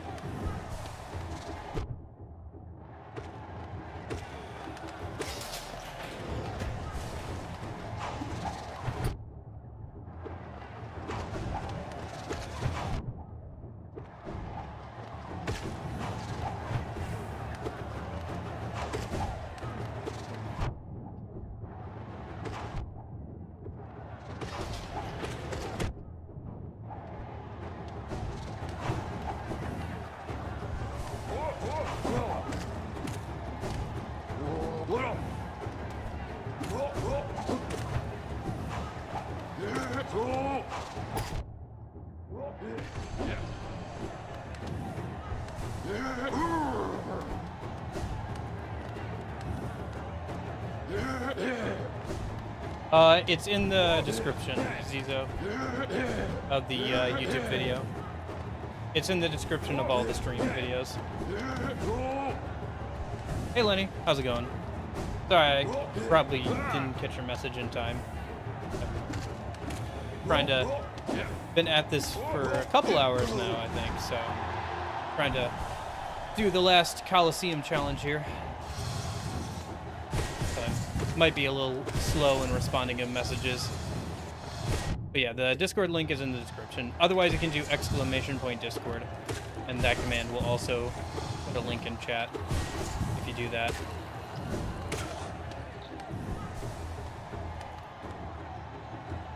Doesn't really work. The Discord link in the description, is it out of date or whatever? Do I need to update that one? Oh, well that's different. Guy, I think I did something that you're not supposed to do, guys. Oops.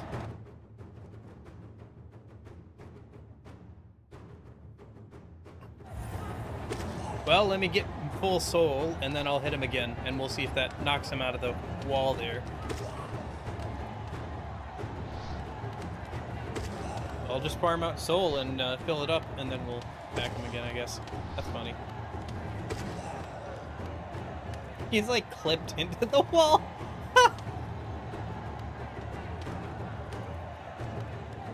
Hello? Oh, did they only spawn so many? Dang, okay. Well, this was an easy phase for once. Oh gosh, that's so stupid of me. How did I get hit? He can't even move. I guess I got too close to his hitbox. Wow. Alright.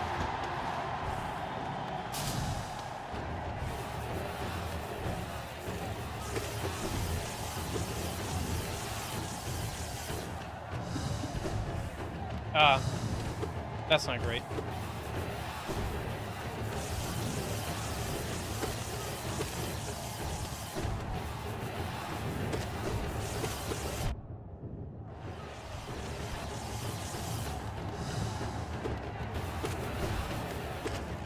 Sorry about that.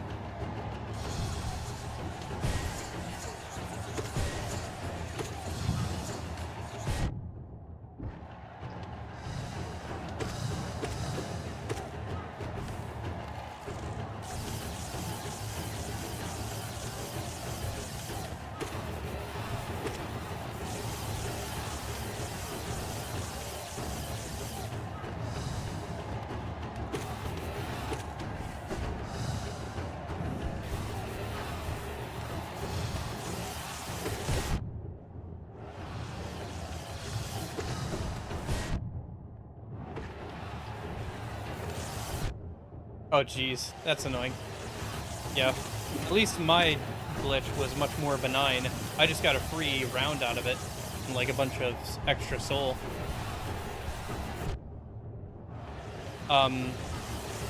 So is the Discord link in the description of the YouTube stream not working then? That was close.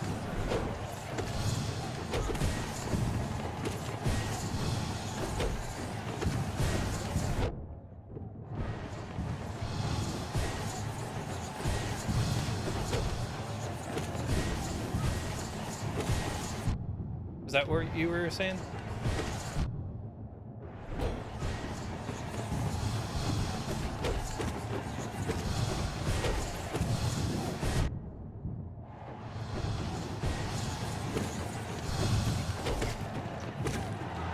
Oh wow, I got both of them. Okay.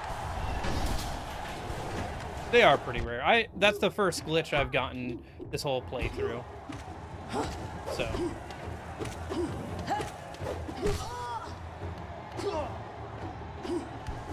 Yeah, they're not particularly common or anything.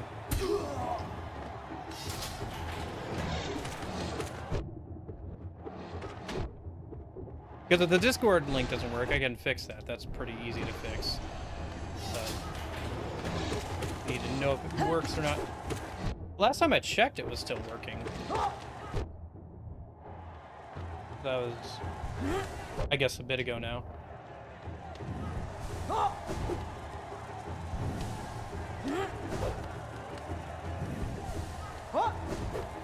Okay, this is as far as I've ever gotten, so let's see how this goes.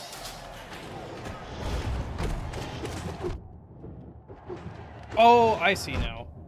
I was getting hit by the claws. I wasn't sure why I was getting hit before, but I see now that it has like melee attacks that it does as well. I didn't see that. I thought it was just part of the walk animation on that thing. Okay, that makes more sense. Because I was not sure why I died last time. Oh, shoot. No, okay. Even with quick heal, I didn't have enough room to heal there. Oh! That's annoying. I feel like that's like pretty close to the end too. I should have, I guess, used magic there instead of trying to heal, but man. Okay. Let's give it at least 1 or 2 more tries, and then I guess if I can't get it today, that's fine. We can come back to it later. It's already an hour over what the amount of time I usually go for. Well, right now I'm running Quick Focus, Mark of Pride, and Quick Slash.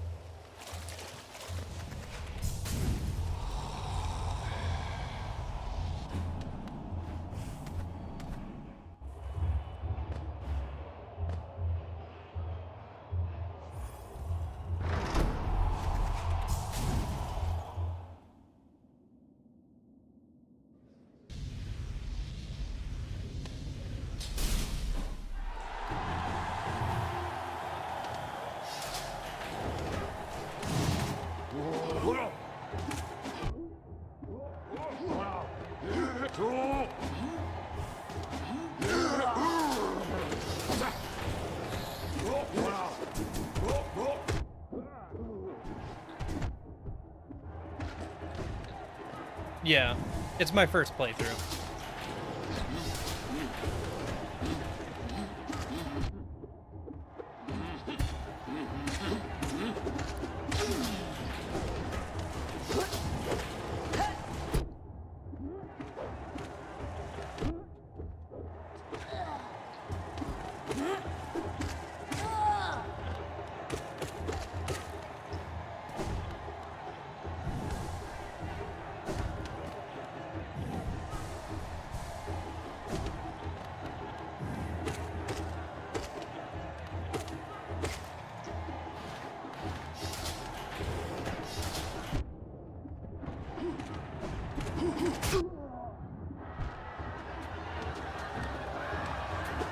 What? Gosh darn it. That was a misinput. Meant to pogo off of them.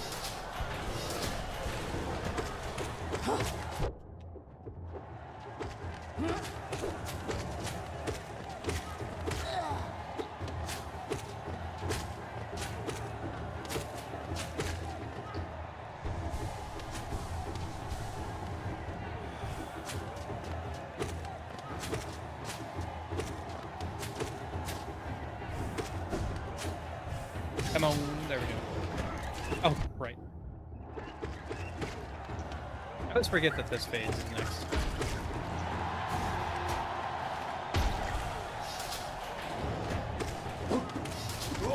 Oh, right, this is the birds.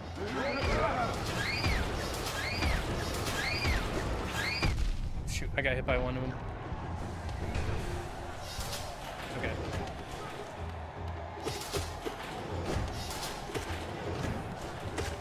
Oh, you know what it is? I keep hearing, like, one of the drums in the background, and it sounds like there's a cat at my door. That's the problem.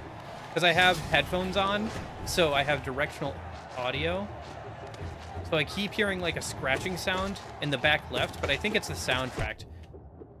I think that's what it is. Unless I'm actually keep missing the cats, but I think it's just the soundtrack. Duh. That's so dumb.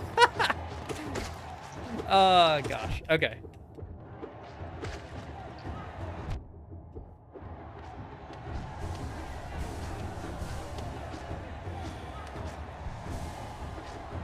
Okay.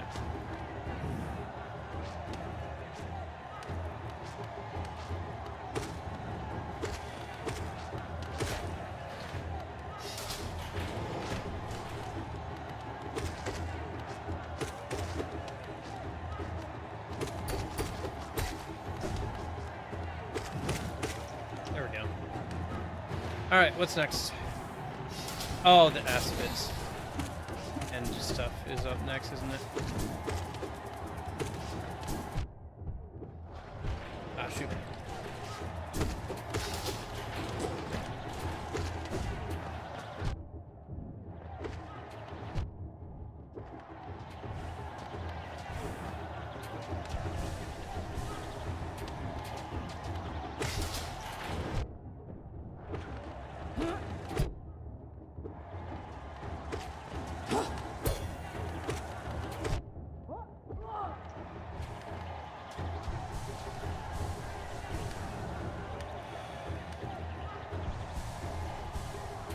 I never noticed the like smoke or steam that comes off of the knight when he charges up soul to heal or whatever.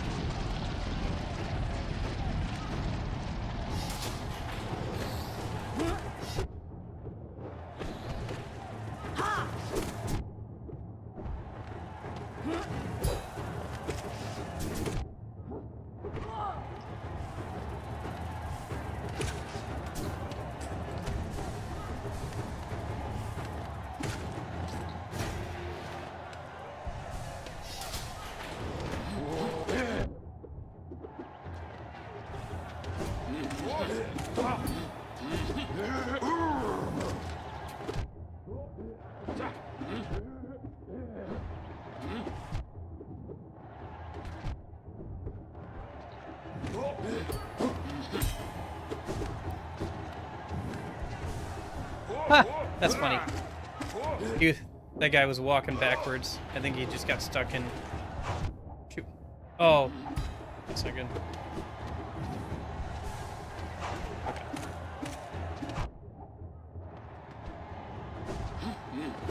Ah, that was bad. That was dumb. I put myself right in the middle of both of them. After using up my dash with iframes.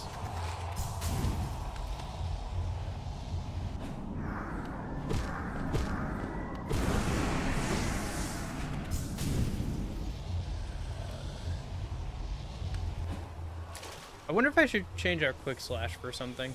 I feel like my muscle memory is working against me with that charm. Well, what else would I throw on? Because it's a 3 cost, so there's a... I could throw on, like, Shaman Stone.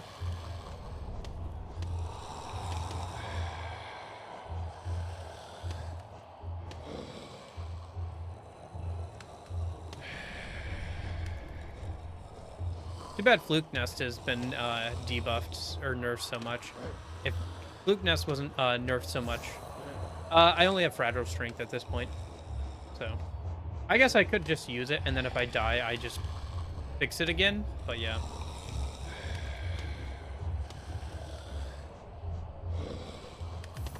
But yeah, it's too bad Fluke Nest has been nerfed. Because otherwise it would be pretty good for that like enclosed area where I keep dying. But yeah, I guess I'll try giving Shaman Stone a try then.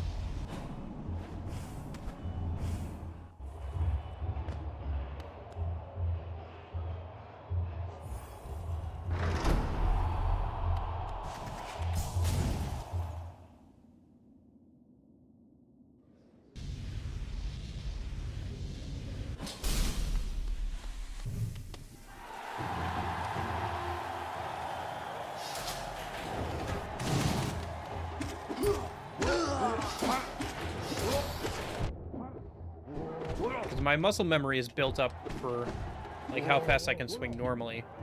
I'm not taking full advantage of the quick slash really. I don't know if I have enough notches for that.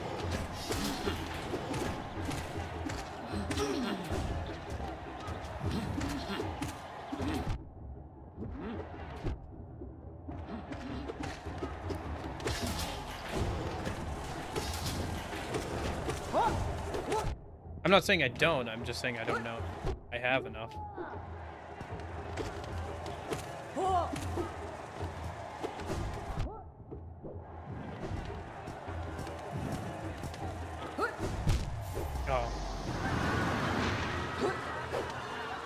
Yeah, Spell Twister.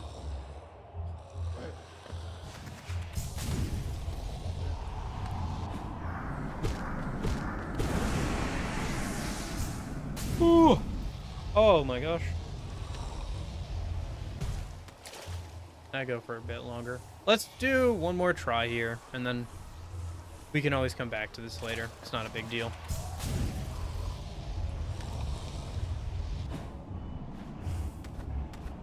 Be something to cross off the list later. Let's give this one more try. We'll see how far we get, and then we'll wrap it up for today, I think.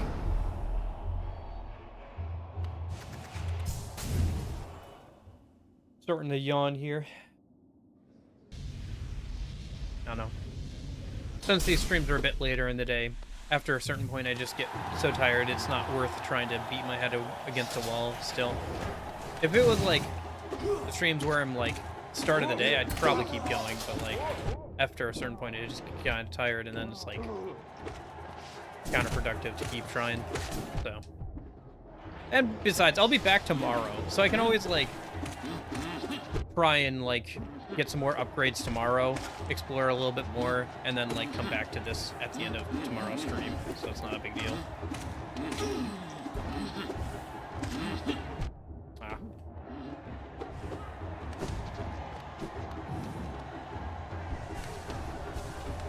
I don't know. I know people keep saying like use a spell ability, idiot. I know they're not saying idiot. I'm adding the idiot. And I know it's good.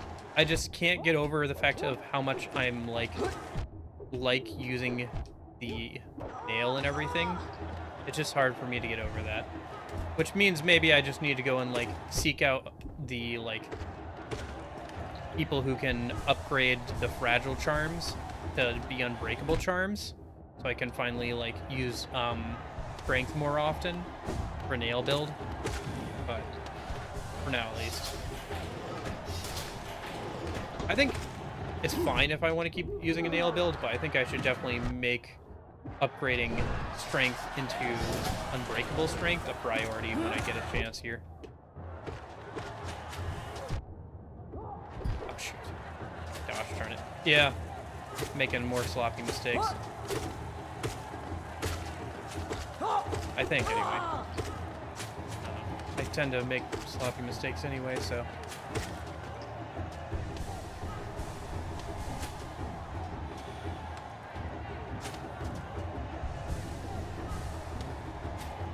Okay.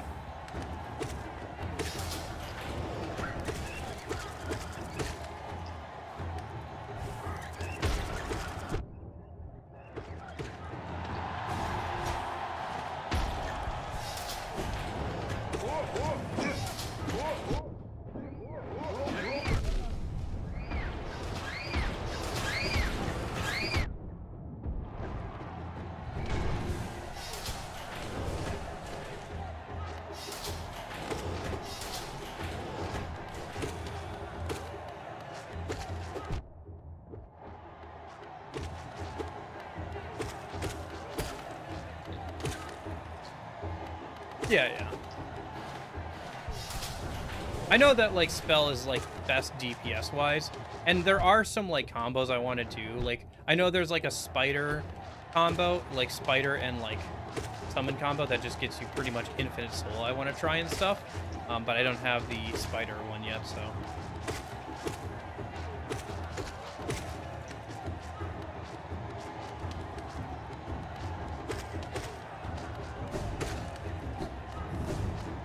I don't know. Once I have more charms and like more notches, I can start experimenting more with builds, but like for now I don't know. I have a bad habit.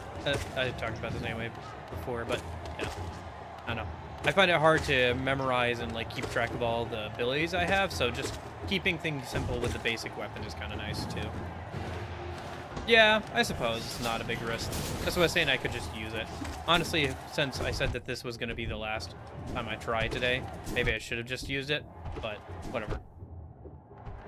I guess the only thing is, like, for trying this, I'd have to run back and get it, like, repaired every time, which wouldn't be that bad money-wise. I have, like, nothing to spend money on right now, and I have, like, almost 5,000. That's not a big deal. The big deal is just that, like, I'd have to, like, run back over every time between attempts right now, so it'd be so much time spent doing that, you know. So that's why I didn't want to, like, do it. But I guess if I said this was going to be the last one, I could have just done that and then, like, fixed it off stream or whatever if I failed. Oh well. Maybe I'll keep that in mind for tomorrow. Like I said, tomorrow I'll probably come back. Or, like I said, I'll probably come back to this tomorrow towards the end of stream once I've gotten maybe some more upgrades or whatever.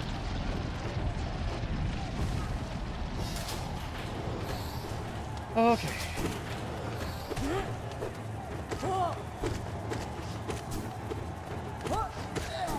The timing for, like, knocking the mosquitoes out of their attack is a little weird.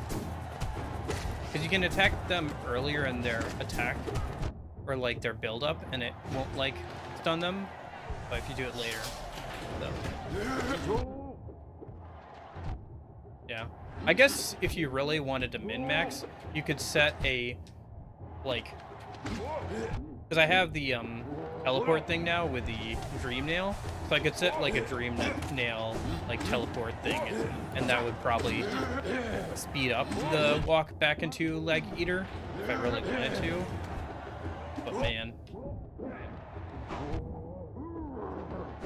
I don't know. Like I said, I'll come back to this probably tomorrow towards the end of stream. Put another hour or so into it. The other things go. Would have rather gotten rid of the mantis there. Couldn't have to deal with these guys both at once. Ooh, that was a good use of the dash there.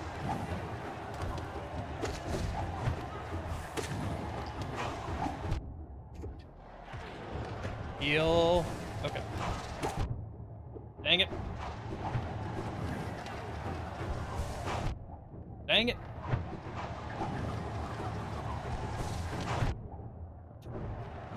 Yeah. Alright, I'm gonna die here probably. Give it a shot, I guess. Oh, there it goes. Alright. Yes, yes, laugh at my poor struggles. Alright. Go grab my shadow. Hey, buddy.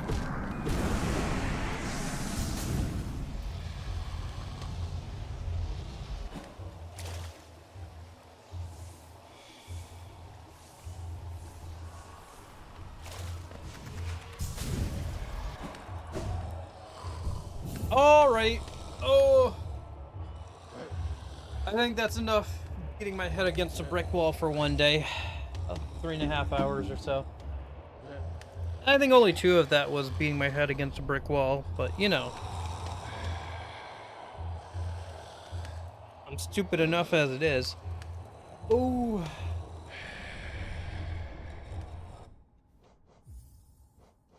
Yeah. I will see you later,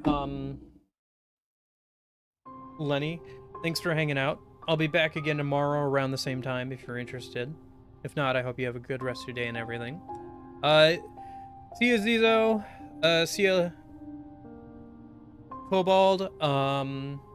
Anybody else lurking or watching back on the VOD? Hope you guys have a good rest of your day and everything. Hey, thanks for the follow. I appreciate it. I will hopefully see you tomorrow. But in case I don't see ya, hope you guys have a good afternoon, good evening, and good night. And I will see you all hopefully tomorrow. See you guys. Bye-bye. Bye-bye. Goodbye. Goodbye. Goodbye.